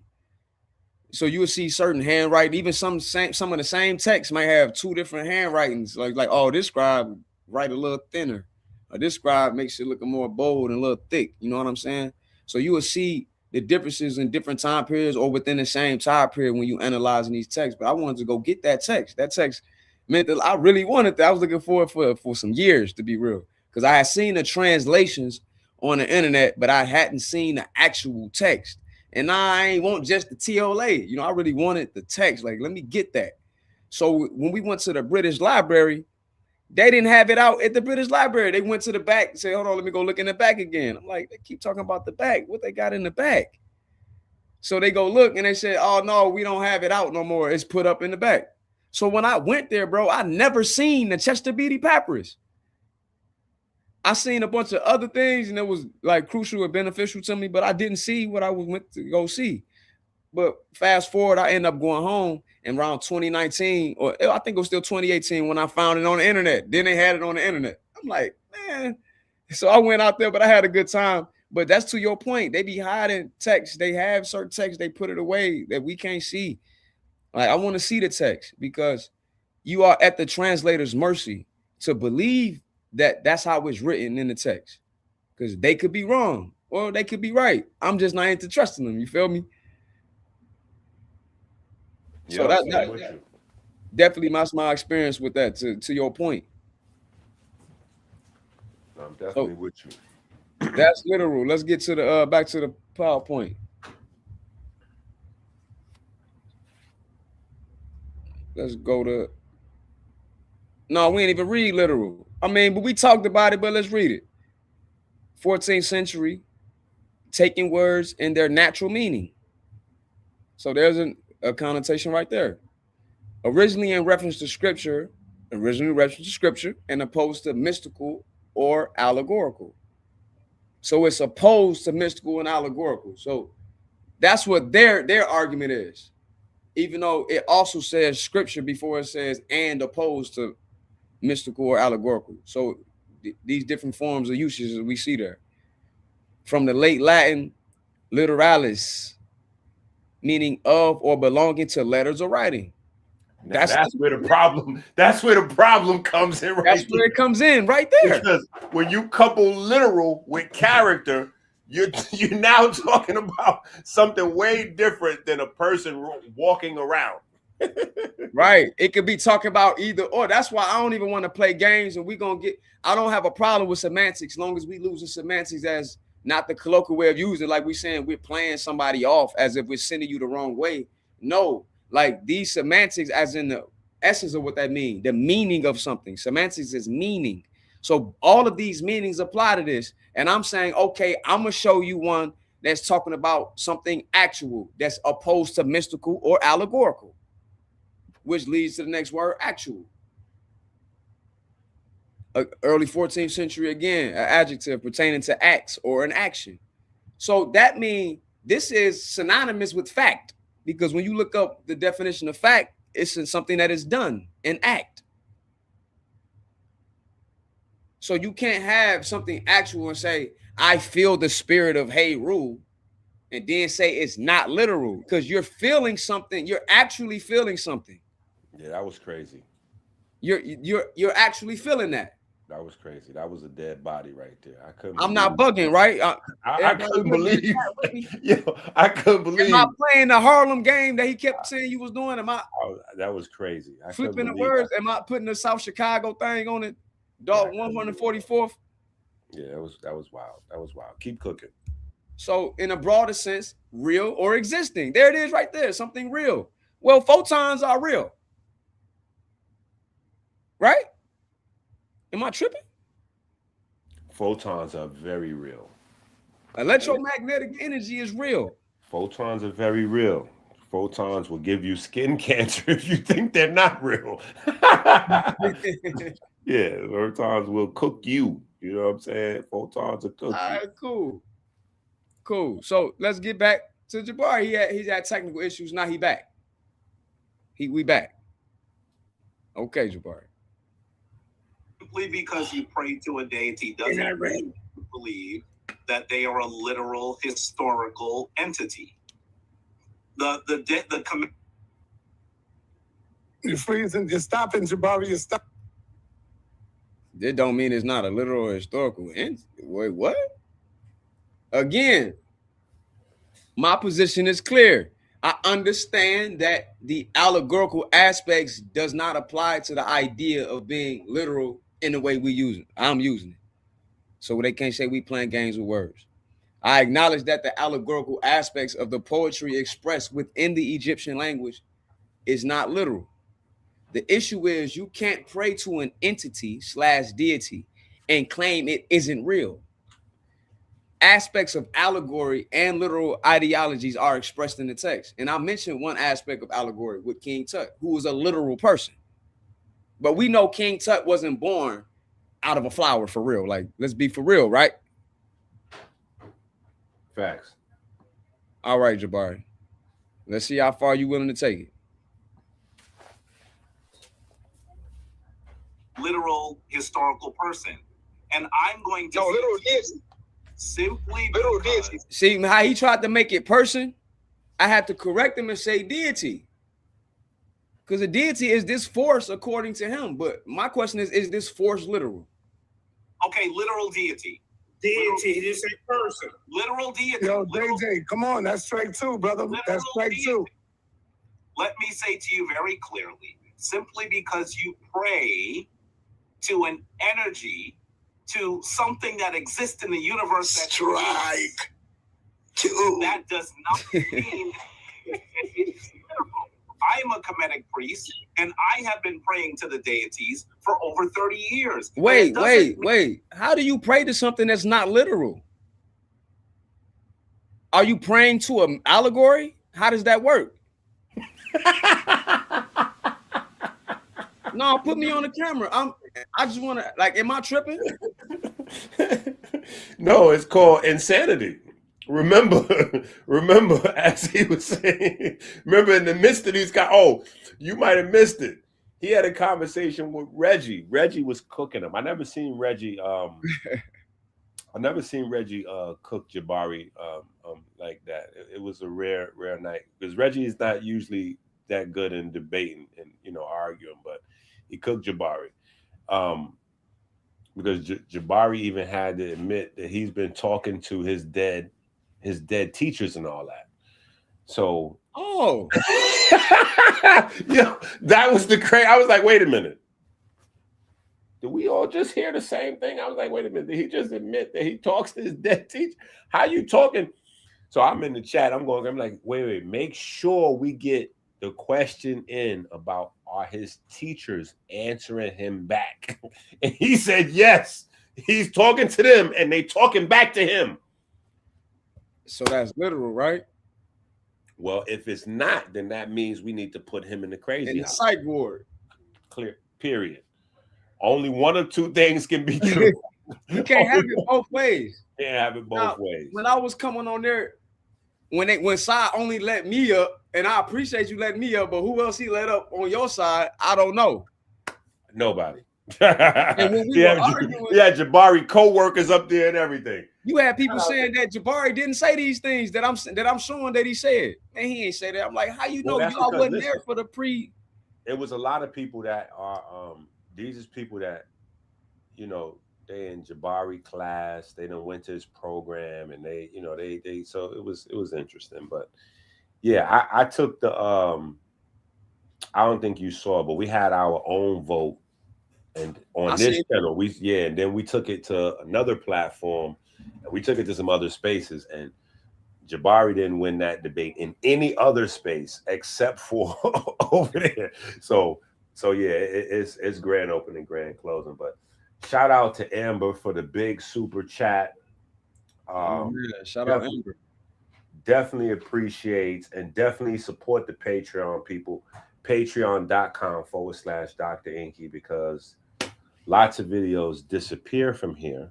And that's what I do. The videos be on YouTube for a while, and then I take the best ones and I move them over to Patreon so nobody can see them except for the Patreon people. So, but yeah. That was crazy though. But yeah, so wait a minute. Let's get you to keep cooking because we 2 hours. We press play. We 2 hours in. I ain't even really. Oh man, I ain't even really cooking. We ain't got to the text yet or nothing. But I told you, I said, listen, don't worry about trying to get it all in tonight because it's just the first joint. We're gonna keep them going. We're gonna do at least 1 or 2 of these classes every week where you can showcase, showcase the linguistic. That's what I titled the video. Metu Wu Medu, aka language arts. You know what I'm saying? So, and it is an art. Yeah. It really is an art, and that's what I want to emphasize on the other side of it is. Anyway, we'll get there. We'll get there. You know what I'm saying? And I want to emphasize that. I'm gonna wind up really. I'm gonna make a graphic for it and wind up making songs about. I'm gonna wind up going crazy over it as we get deeper into it. You know what I'm saying? But yeah, and it's important because it goes with your concept. When I heard you mention Metu, in my mind, things start ringing off. Like, I wonder if he know that this is Metu, and then do he know that this D and this T is interchangeable? Sometimes you can find Tahuti name written like a D with the hand. Sometimes it's the loaf of bread or the jet pillar, depending on what time period. Okay, so are these words related? If we gonna get into all that, it is, and that's how I seen it from immediately, because the reason why Kemet was ridiculed in terms of anatomy, is because of the aspect of talking going on in the quote unquote in the body, right? So initially they were saying that Kemet had no idea of how the body worked, because they were saying that gods are communicating inside the vessel. So they would acknowledge that Kemet, or quote unquote ancient Egypt, had the primary framework or the earliest framework for blood vessels and inside the body, but they would say they didn't really understand them, because in Kemet they were saying that this is where certain gods lived and communicated, and the different organs were communicating through the vessels and all that. And for me, they say the soul is a part of the heart, and the heart is being weighed when your soul is on one. Listen, for me, that was all vindication. Let me close this door. For me, that was all vindication, because now we done came full circle, especially with the discovery of melanopsin, right? So, melanopsin is a particular pigment. First of all, the opsins were first discovered in the eye, obviously, but as we go along, we discovered, that opsins are everywhere. Opsins are everywhere, right? And particularly you have melanopsin, which is the trickiest one of all, because melanopsin is the one that lines all of the vessels. And so melanopsin is there strictly for light communication, for light to be translated into electrical signals that then, so like in the endothelial spaces, like in the blood vessels and all that, melanopsin is there to interact with the nitric oxide system. So you have light being converted to electrical signals that then turn into nitric oxide. So that way, you have contraction and dilation happening, right? That's controlling blood flow. That's also a large part of the reason why, we have such thing as called high blood pressure, because we lose that communication, right? So it's interesting that Black folks particularly have risk factors for high blood pressure, when a part of our spiritual system this was built into the framework to understand that you had light translation in your vessels that needed to stay in place to keep you healthy. See, when you say light translation, I'm telling you, Mom, when you brought up that the ions and the reaction between electric and magnetic field and how that's talking about personality and all that, I'm like, hey, you don't even understand how much they got to do with what we going to talk about. Bro, and that's how I crashed into it. I crashed into Kemet that way. I came through like every facet of the anatomy that, you know, I would study. Like I said, once I keep tracking it down, it would always wind up, you know, in Kemet. So I just, after a while, just embraced it and stopped running into Kemet by mistake. It was like, okay, I'm going to starting at the bottom. I'm going to starting right here and then work my way. Instead of constantly finding these nuanced spots and then researching and wasting a lot of time and money to only wind up in Kemet, I'm just going to start looking and see if they got something there before I waste a whole bunch of time. You know what I'm saying? So yeah, it's a bunch of information there that just hasn't been covered. It hasn't. Yeah, it just, part of the reason is because, you know, our idea of scholars was pretty much just centered around archaeologists. And then, you know, you get the Rosetta Stone and the deciphering of the Rosetta Stone. And so now you have archaeology and then you have the Medu Neter, but, you know, you didn't really have anything else. And to be honest, people that study the Medu Neter can't be really considered full-blown linguists, because the Medu Neter wasn't even for people to read. The Medu Neter wasn't even for John Q. Public. They had other languages for John Q. Public. That was for the priests. You know what I'm saying? So John Q. Public wasn't even privy to, in that time period anyway, John Q. Public wasn't even privy to all what was going on in the Medu Neter. Yeah, I won't argue that. I would say that and that's interesting because we talk about a guy that called himself a priest, but the priests were language first. Correct. So you're supposed to know. Yeah. So when I'm on Sa's show and I bring up cat and speaking of consciousness, and we talk about the Shabaka stone, and y'all bringing up the Shabaka stone in y'all debate, and you don't know what I'm talking about. I mean, everybody don't know everything, but you got to know that. You know what I mean? So we're gonna definitely get into that. So we're gonna let Jabari finish. You can hit the share screen.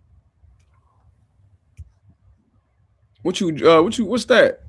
Protein?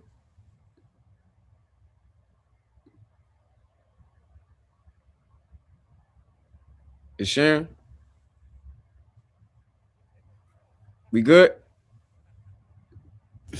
This is that blue magic right here. I'll pour everybody a cup. I'll pour everybody a digital cup.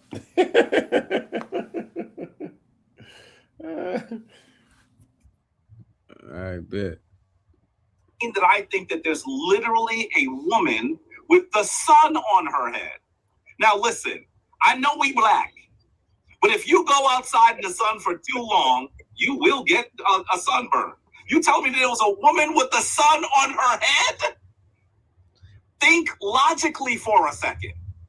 The Kemetic people were talking in spiritual allegory. And we must not be infiltrated and adulterated by the Christian tradition. The Christian tradition argues that's right. The validity pump them of up. their tradition is that it is literal. Right. That is how Christians have created this tradition over the course of nearly 2,000 years. Right. That's what they've done. We don't need to do that. The Kemetic tradition lasted for longer than 2,000 years. Agreed. And the Kemetic people did not argue that each deity was literal. I will prove that using the sources, not just my ideas or logic. I hope that you get the logic of looking at Ast. Some people call Aset, who the Greeks called Isis. By the way, Manon Blavatsky's major book is called I'm not gonna even tell you because Inky should have answered that question. But I want you to, I want you to actually recognize that if they create a woman with the sun on her head, with the moon on her head, with all of these things. No, pause it right there. Can you pause it right there? Yeah. Do you have the ability to rewind it or no? Mm-hmm. I don't want to mess it up. I think he should have answered that question. Yeah, but a little bit more. I want you.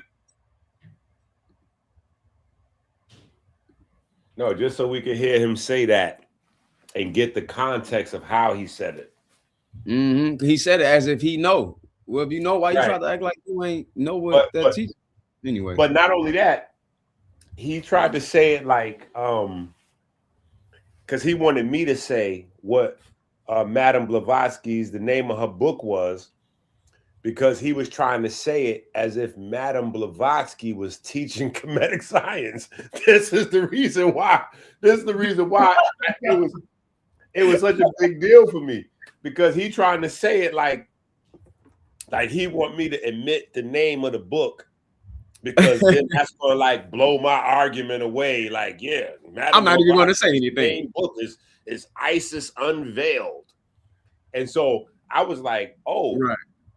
Since you did that, you don't even know you killed yourself. So that's where he opened the door up for me to later on bring in the facts that, you know, the stuff that really got under his skin.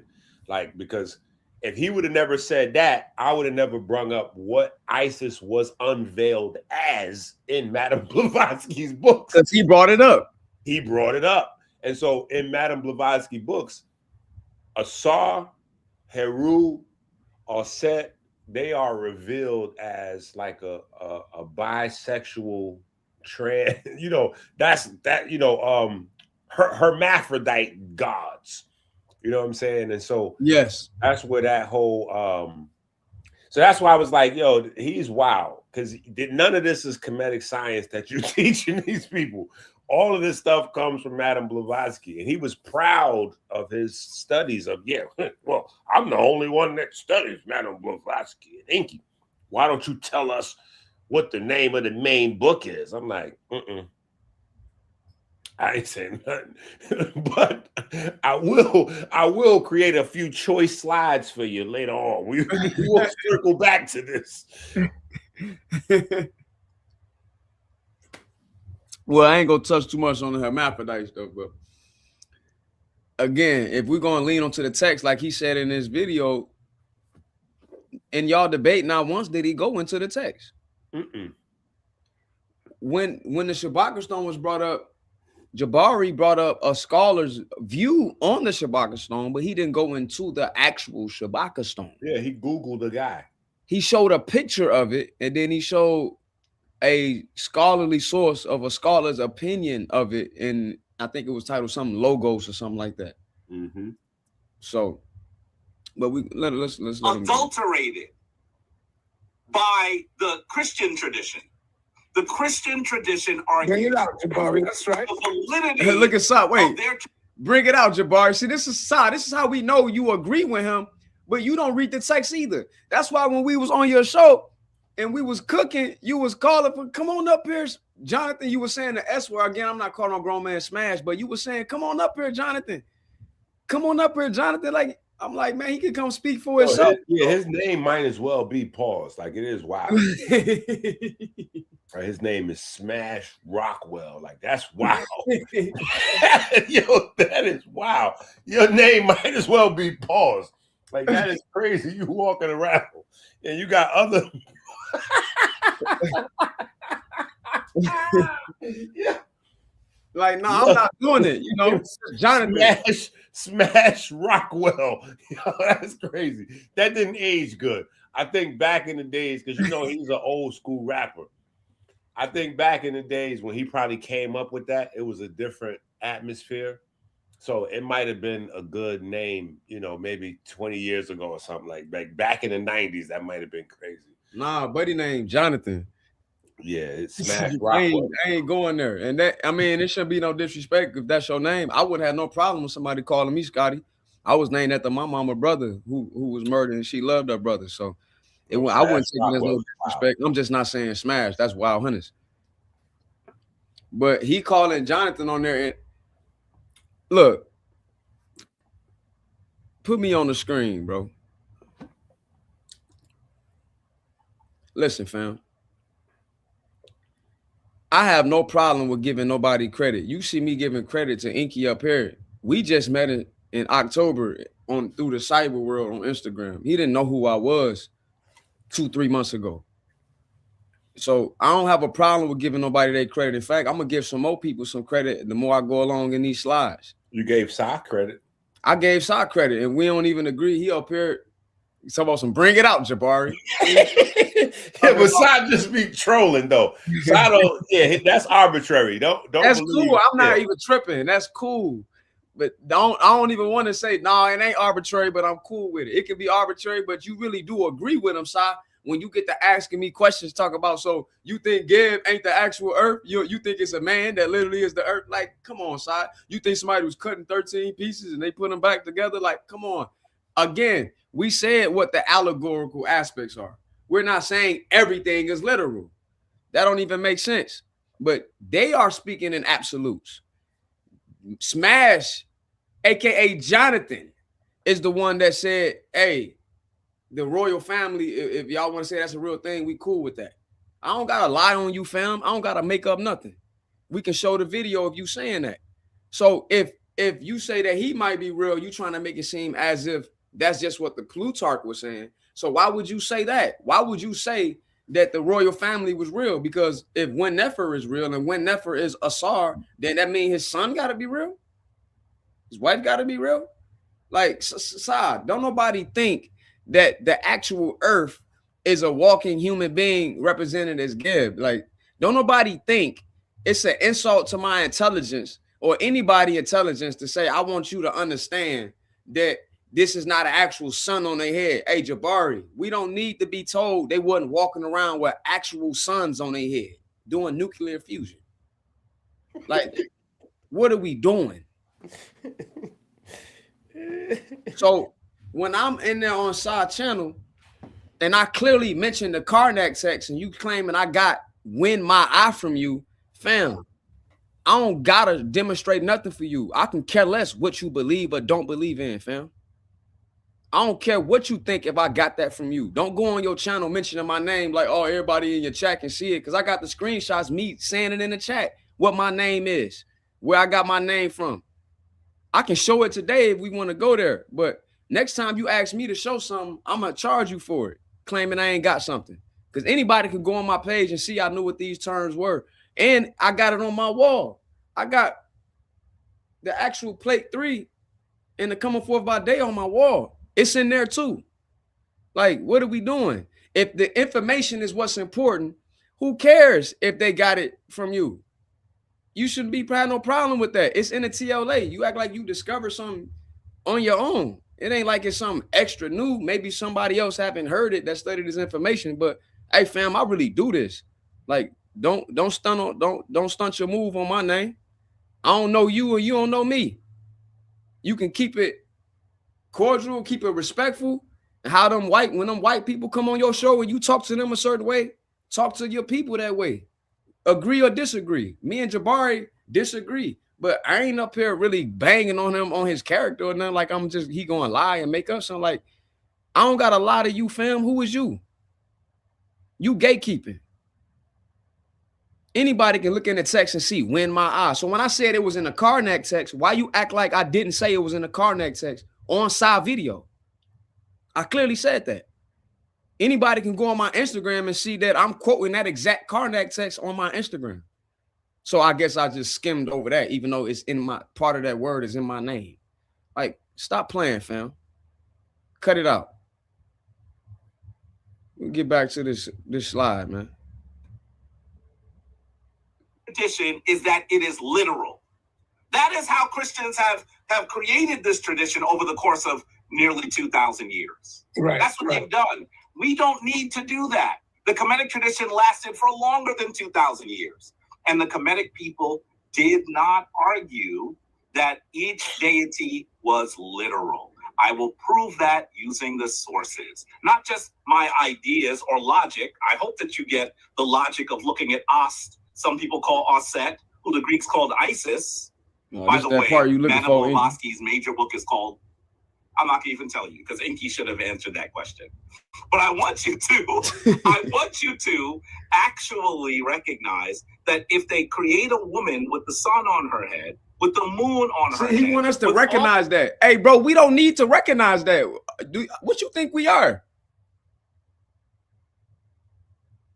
We don't need to recognize that. Like, you think we don't recognize that? You think we think somebody walked out of the sky with an actual sun on their head, fam? You couldn't possibly think that. You got to be insulting intelligence.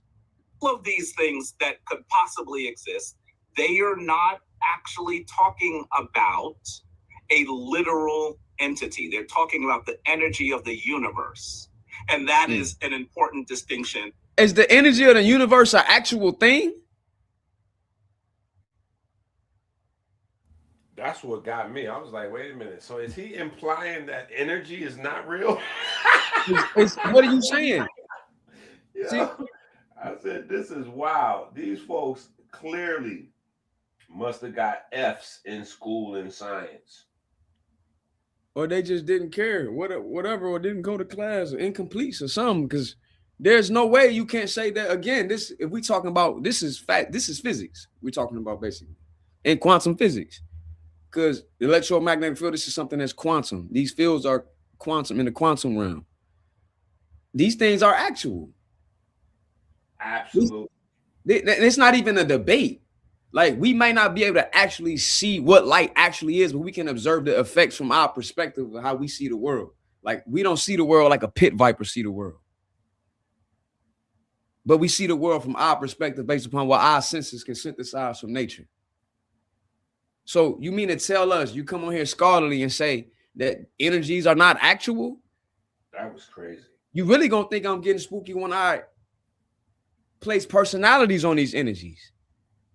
Because again, this go back to waves and consciousness, because you're gonna have to tell me what is consciousness. Because when we get further, he's gonna say consciousness is not literal. How is our experience right now? I'm talking to Dr. Inky. I'm on Dr. Inky's show.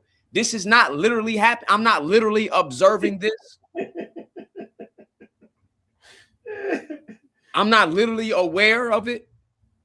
I know, see, when you got post-traumatic religion syndrome, you don't want to answer the question of what does our consciousness come from? If everything can be explained in nature, if we're looking for a true TOE, which is an acronym for theory of everything, doesn't that mean it has to explain everything? Literally everything? They go to that word literal again. Literally everything.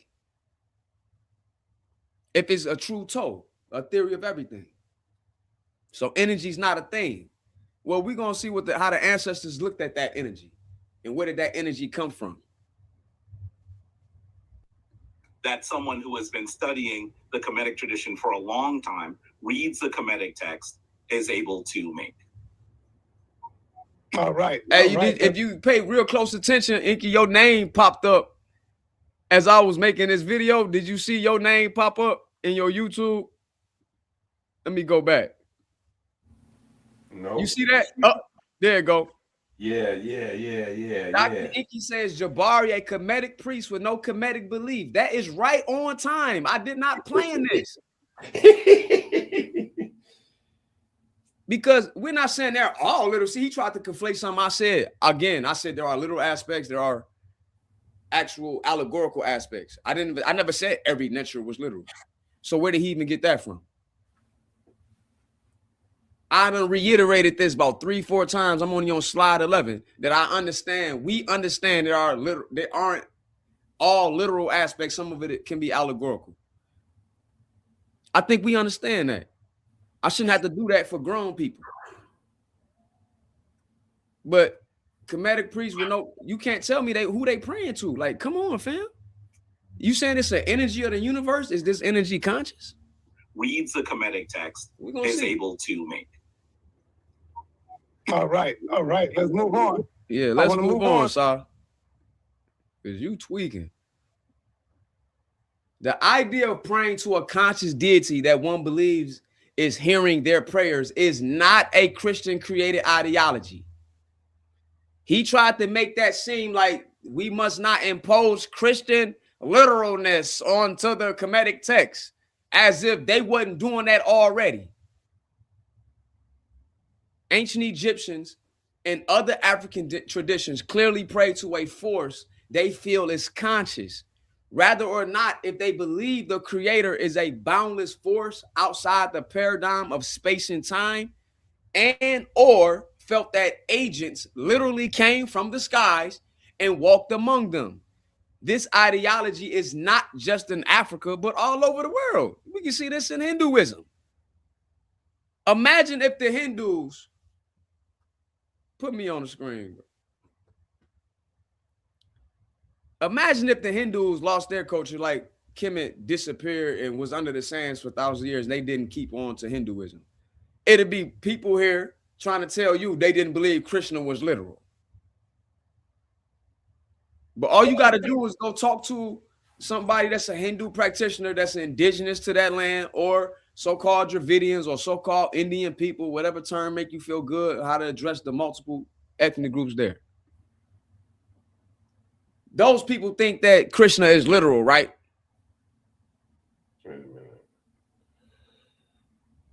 So these things all over the world, these things didn't start with Christianity, Jabari. And you imposing your hate for Christianity onto the text instead of letting the text speak for itself. Again, we understand the difference, Jabari, of allegory and that's literal or actual. There you go. Anyone with a reasonable mind knows a woman with a lion head with a literal sun isn't on someone's head. That's elementary.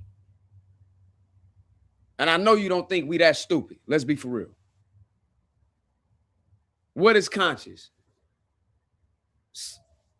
16th century knowing, privy to, even poetic, from Latin conscious, knowing or aware. So our awareness isn't literal. Just because we can't touch it, we can't prove the effects that of our awareness just by simply observing anything. Does that not suffice? We may not be able to pinpoint its origin or its essence or what it is fundamentally, but we can't do that same thing with dark energy, can we, Inky?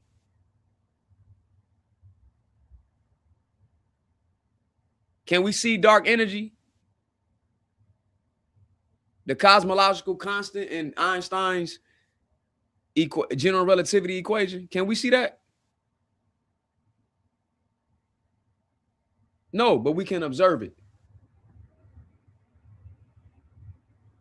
You there, Inky? Probably stepped off. Let me see if y'all hear me. Y'all still hear me in the chat? Boom, boom, boom.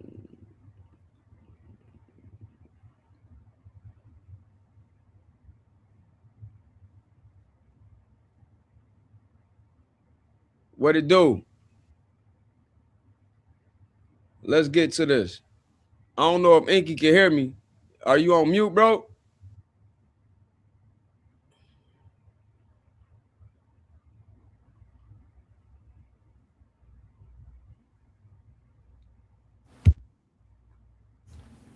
Keep cooking. Okay. I ain't know if you have me on mute or what was going on. But so I don't just read books. I mean, we read books and we can show some books today. You know, we're gonna do that too. We're gonna give you a plethora of avenues of sources. But like I really do field research. Like I sit at the campfire and actually talk to these people that we claim we study, or we claim who we come from, or what has a rich culture. What's the we got 30 more minutes. For sure. The origin of these cultures. So I say, listen to a South African of the Kwe tribe, Kwemana speaking people of the Ora nation. Ora. He calls himself Daru Uru or simply Abdul. This is a brother's native to South Africa. He's a linguist. And he descends from a tribe of chiefs, and he got stories passed down, and he's serious. So what he's saying is the antithesis of what explanation of deities.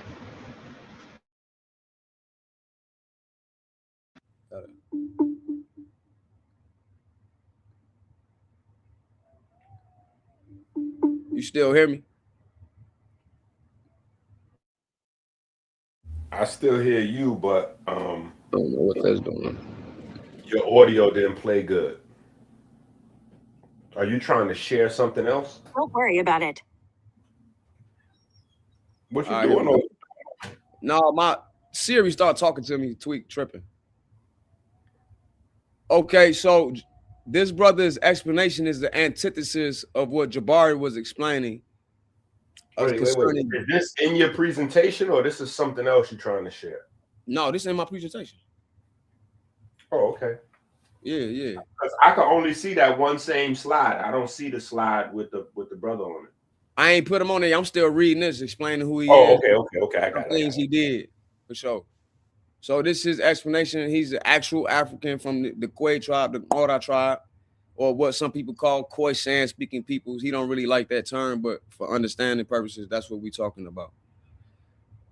And he's done great works in the revival and preservation of indigenous languages with the Pan South African Language Board. So I'm talking to brothers that actually work on the Pan South African Language Board that's constructing these languages to deal with these linguistic matters.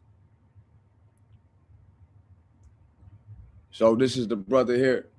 The recorded, I think it's just because I don't know, I gotta get a little better with it, but even if the mouth isn't lined up with the words, you can hear what he's saying. And so he gonna let you know who he is right here. This is an interview I did with an Ora person or someone from the Kwaimana speaking tribe.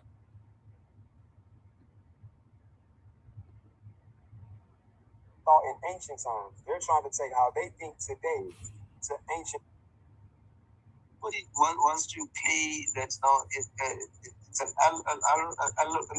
the concept of They're saying of that God it's or the concept of the yes.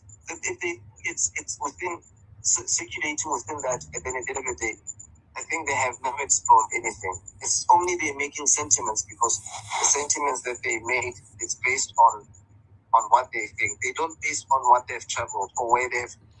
So he said they sentiments based on what they think, not that they travel. So his response to somebody claiming these things are not literal is like, you just ignorant. Like maybe you haven't traveled or come here. You don't really know. Encountered. Remember, most of your African American. So basically what I'm doing is attacking their Africanity in interpretation of Egyptian culture. I'm saying, how African are you really thinking, saying these things that disagree with ancient African traditions about these matters? Hold on for 1 second, huh? Could y'all hear the video?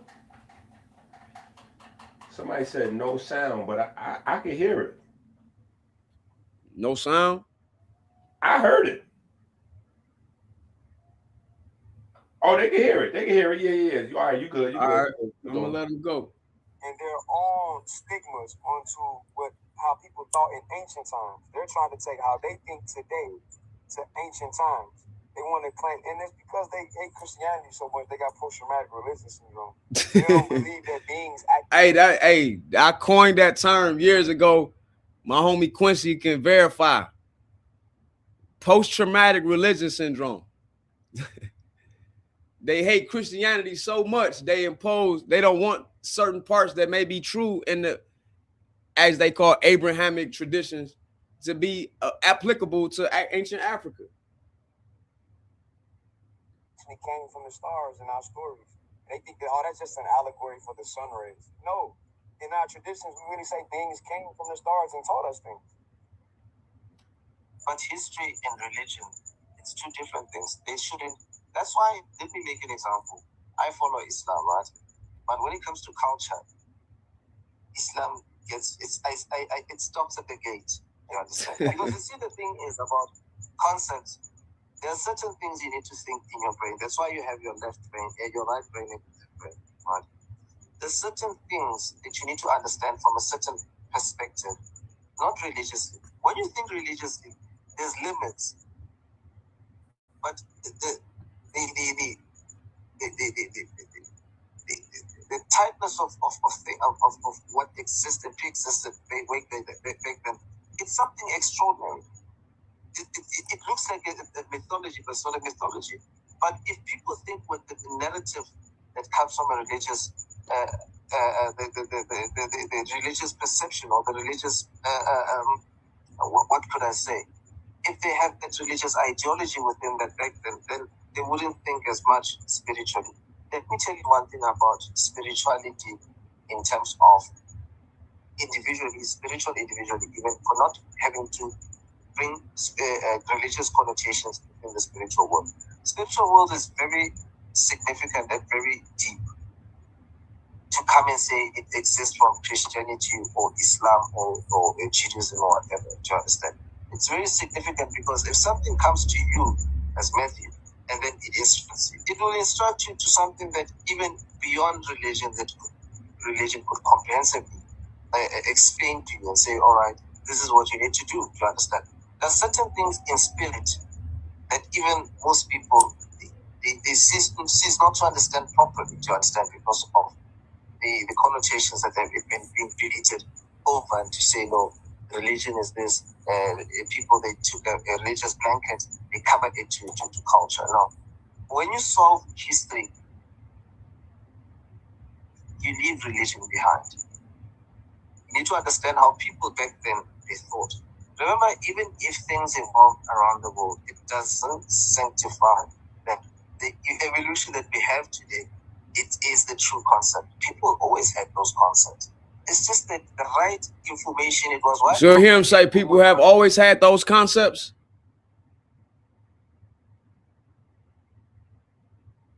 Testing from the past. And we had those who were conquering. They also had contestation as well. They wiped out, or maybe they took off the right information. They portrayed their own information as well. So people, they need to think. The concept of creation is beyond religion, far beyond religion.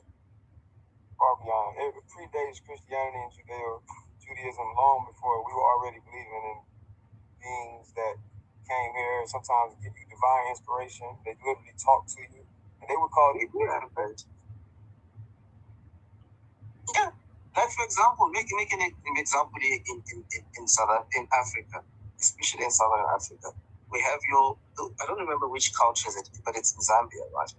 Where we have three-toed people with having three toes, right? Mm-hmm. I know those people. I don't know if the Doma people, I'm not sure which culture is it, but it's in Zambia. Why do you ask yourself, why do you have people who have three toes? Some would say it's abnormal. It's not abnormal. It's not abnormality. It's something that gives a narrative that there were beings in the past. Do you understand? There's certain beings that affected who we were today. So he said there were certain beings that affected who we were today. You hear that, Inky?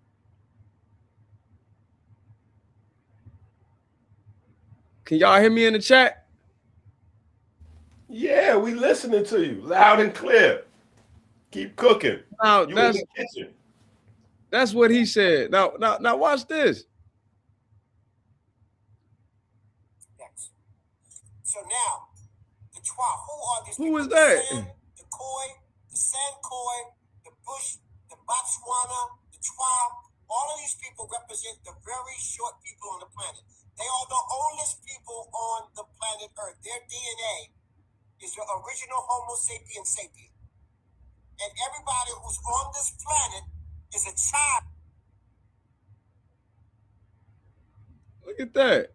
It's a child of them. That's what he was saying. That's definitely keep going. And shout out to Happy Films. They was interviewing Infudigi. Let me give them their credit. Yeah, that's definitely Infudigi. You see them as hunters and gatherers. You see them in family clans. You see them as musicians. They're doing the dance of the gods here. The dances of the gods. At the top as hunters. And then you see the family unit here. Go ahead, next. And I'm showing you different groups of them. You can see all the way across the island. So he showed different groups. He got the Central African so-called pygmies, like the Baka pygmies up here, right here, called abattoir. Then he got the Jumlasi. These are the Jumlasi people that they call Khoisan or San. Khoi and San, they bunch it together, but they don't really like that. That's not even historically accurate. Just keep going. This was a good joint.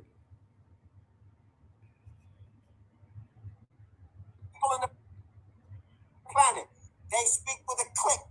See, they speak with the click languages. Vowel system and language system that exists of any speaking people on the planet because it's the oldest. The youngest is Hawaii. In Hawaii, I think they only got like 18, 19 different sounds in their speaking language. So we go from the oldest here to like in Hawaii, the youngest. Next. Now, how are they depicted in ancient Kemet? So I show you what they look like really. Now I show you all the different decorations in Kemet. So Infudiji is comparing these beings that did the dances of the gods to bears. So I think it's okay if I do it. Instead, I didn't just show pictures. I went actually interview one of them. So if the oldest people, according to Infudiji, that we all come from that has the oldest genetics markers, and I know my brother Quincy and they probably talk about that AOO from William Perry, but that's another sidebar. But if these oldest people are saying these things and he's equating them to deities like Bez right here in ancient Egypt, then it's okay for us to go here. Inky, remember when you said we're going to show the source of the sources? Well, let's talk about the source of the source of the sources. This is from the Harkuf text. This is an excerpt. Source of the source of the sources. I like that. The source of the source of the sources. Right. So he compared them to them, but I wouldn't actually interview one and been dealing with talking with this brother for probably a little over a decade now. Actually, I got a lot more coming. Like this real field work right here. Y'all getting it firsthand. So here go the Egyptian text right here.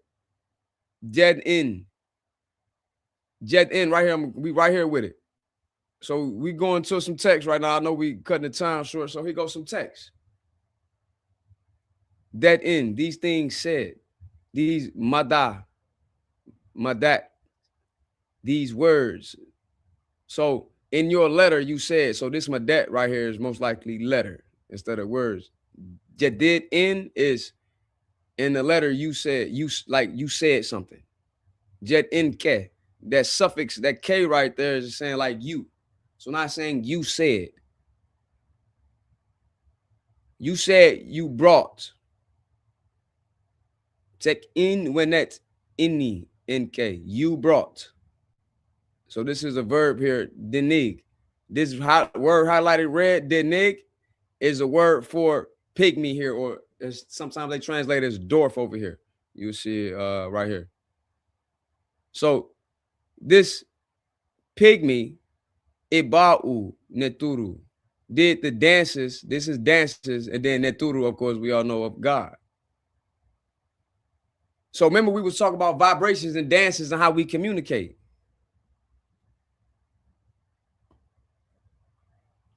And then right here, they're called Ta'akti Mitiu, basically saying they're the horizon dwellers. Ak, Ta'ak, the land of the horizon, Tiu, dwellers. So they're saying that suffix right there, letting you know that's a people from the horizon. Thus, they translate it over here as horizon dwellers. Then you see the word again for pygmy or dwarf, dinig, ketem, in ketem. So ketem, let's go back up here. That's interesting. I did not do that on purpose either. Let's go up here. That's this word right here, this seal. So this is a seal. So they talking about a seal. Yeah, they had seals back then. Remember you talk about that Freemasonry, that masonry stuff, how the societies and all that. They say this stuff ain't new. So they had this seal of Netiru, the Ba'ur dead. Of this is of, and then it says punt. So punt, that's the land of the God right there. We know all talk about how Dr. Ben talk about the mountain of the moons and the land of God. Right there it is right there in the text. from Punt at the time of Izzy, or they transliterate it as Isesi. So that's somebody's name written in the cartouche. Oh, but let's go further though. These are the pygmies. Remember they would talk about how they ain't worship gods and all that. So what's this? Pygmy dancers perform ritual dances to their supreme god, doing the same thing that's mentioned in the text. And guess what the name of their supreme god is, Inky? Well, one of them. You see that? Khnum. The Batwa Pygmies worshiping Khnum. Shout out to only other person I know that I knew that seen this, my brother Quincy again.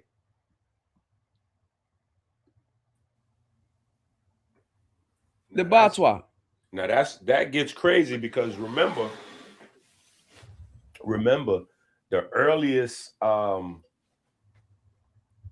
actual documents that establish the what would later on be seen as the Israelite people or the Jewish people comes from the island of Khnum. It comes from the island of Khnum. That is the earliest documentation, solid documentation. That's not arguable. It comes from the island of Khnum in the middle of the Nile River. The island of Khnum is a little tiny island in the middle of the Nile. And that's where the first temple of quote unquote Yahweh is founded. So this is where I make my argument that this is only one group of people. This is not about, this has more to do with the Greeks and, the Bible and all these other concepts, because even when you go back to the earliest versions, most of these books are all found in Kemet or in the surrounding places or properties that were Kemet at one time. Because a lot of times when we look at the modern map, we don't realize that at one time, Kemet was 4 times larger than it is on the modern map. So all of those surrounding places at one point in time were Kemet. You know what I'm saying? Especially when you get to maybe, I want to say maybe like the 14th or 15th dynasty when they were at their apex in terms of land. Because I know Akhenaten burnt it down. You know what I'm saying? Like he inherited, well, not burned it down, but he inherited pretty much Kemet at its best. They had the largest property boundaries at that time because, your civilization was kind of marked by how, vast your area, your city limits were, or your state or country limits were. Your land, however you marked your, how you marked your turf, so to speak. And what we see on the map today is much, much smaller than what it would have been in that time period, because they had outposts and temples all around those places that would now be considered to be other countries and things like that. So throughout the period of wars going back and forth, Kemet is shrinking and Kemet is growing. That's one of the things that happened in ancient wars, is that when you lost your land. That's one of the reasons why they fought so hard in those wars back in those days, because when you lost the war, they took your land. It's not like war now where you lose the war and then maybe your leaders might change, like your dictator might get, your government changes. No.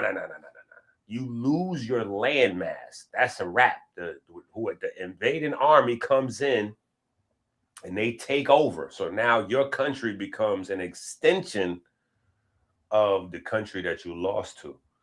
So all of those early stories about wars, those are expansion periods. Oh man, like it's all there. Like that's why I kicked it off by saying that ancient, what we call in Kemet, started out as an amalgamation of different tribes. That's so, a fact. by their admission, though. That's the key thing. Yeah, that's what I'm showing specific names in the text. Like people that study the text ain't their first time seeing this. So I'm not showing nothing new as far as the Harkoop text with Pepe, and that's always in the Old Kingdom, right? No, you'd be surprised. Don't say that. Okay, well, you'd be surprised. Some people, you assume that people that study in the text, because when you say the text, right? Mm-hmm. The chemetic body of text is insane. So when you say study, insane, it don't mean, you know what I'm saying? Like they may not have seen that text, you know what I'm saying? So for the vast majority, especially over here, you definitely showing new information to my audience, you know what I'm saying? So and to a lot of people, because they haven't. That's why people like to use phrases that are ambiguous like that. Like, yeah, I studied the text. So it makes it seem like they've been studying a lot more than they actually been studying, because you don't even have enough years of being alive. You know what I'm saying? Like if you live to be 100 and you start studying Kemetic text at the very first second you was born, there's not enough time for you to study all of the Kemetic text. You know what I'm saying? Like there's just I get lost in it. Yeah, but I'll be happy lost in it. Yeah. But what I'm doing is showing that I got an interview. So one source, the primary source, is me interviewing an actual Kwemana Ora from the Ora Nation people. I've been studying their language for like 10 years. I can show you Egyptian deities in his actual language, which is a distinct group. But yet I'm gonna show some sources showing how the so-called Batwa, as in Infudiji just showed, are related to these click. Wait. We might as well. You might have to save it for the next time. Yeah, you might as well just close out and just next week we coming back, or maybe this weekend, however we do it. If we're going to do Saturday or next Wednesday, you just got to come back with language arts. You know what I'm saying? Like people got to come ready for their language arts study. Hey man, I'm hoping I'm showing y'all something new and showing that. Like you are. That's why I'm stopping you from discrediting yourself. Talking about, well, no, nah. Don't say that. You know what I'm saying? You're definitely sharing new information, and even for the people that may have already seen the text, you're providing new insight and new point of view and new perspective. So either way you slice it, you're providing new information because this is your work. You know what I'm saying? It's original. Nobody could be you better than you. You know what I'm saying? Nobody can even be you at all. You know what I'm saying? So this is definitely your, we're watching you and we see it's rough. We see the you know what I'm saying? We see the PowerPoint, like we see the click text here, right? So we know this is yours. We know for a fact this is your work. So make sure you big up yourself. You know what I'm saying? And we're gonna keep it going.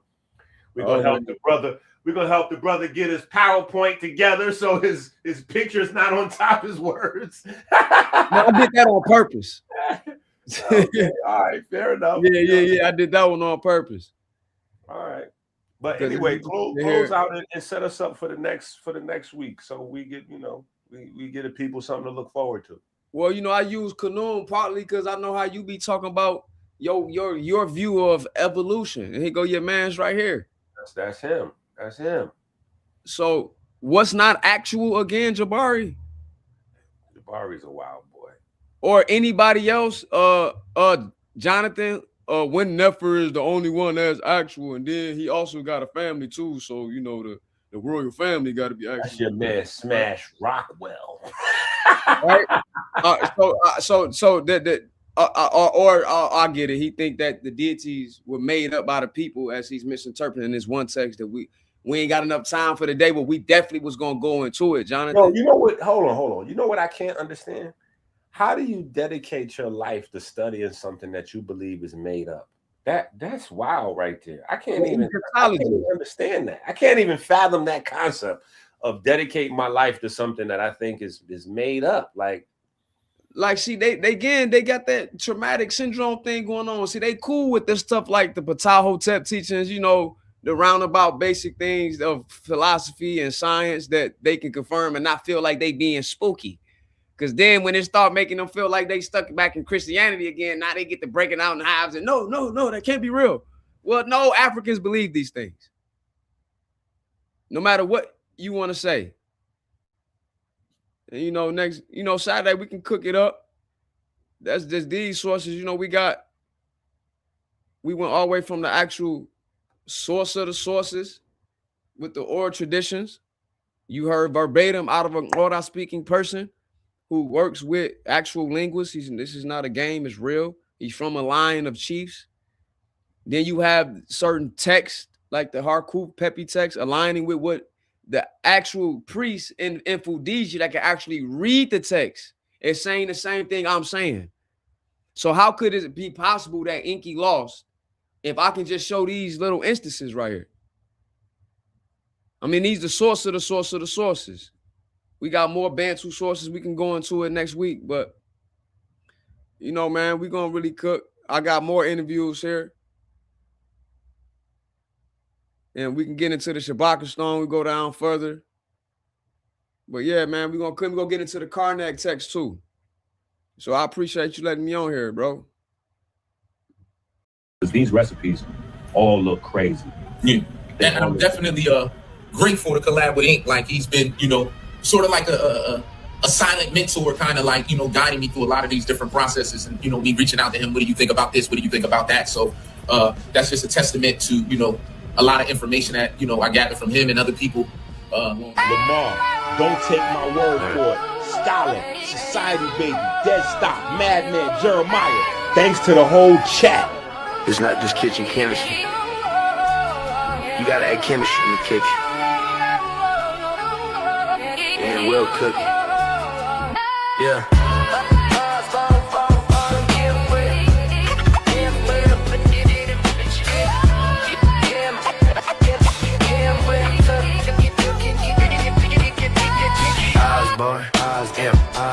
Politic, Kev, Brian, Amber, on your speaker. Peyton, Andrew, you know the life. Kyle D, Lumpy Snipes, on Christ. Nobody else is this nice. So good it's almost a bite. So good it's almost a bite. So good it's almost a bite. I've been nice like nobody else. Right in the fear, look, Paul top shelf. It's nothing new, you can tell me. I live off love, shout out to Helvy. I believe in God, it's really natchez. 20 years later, we're fairly natchez. 100 packs popping, studying detoxing. Live on YouTube, new books dropping. We yelling, add your game, add your game, add your game, add your game, add your game, add your game, add your game.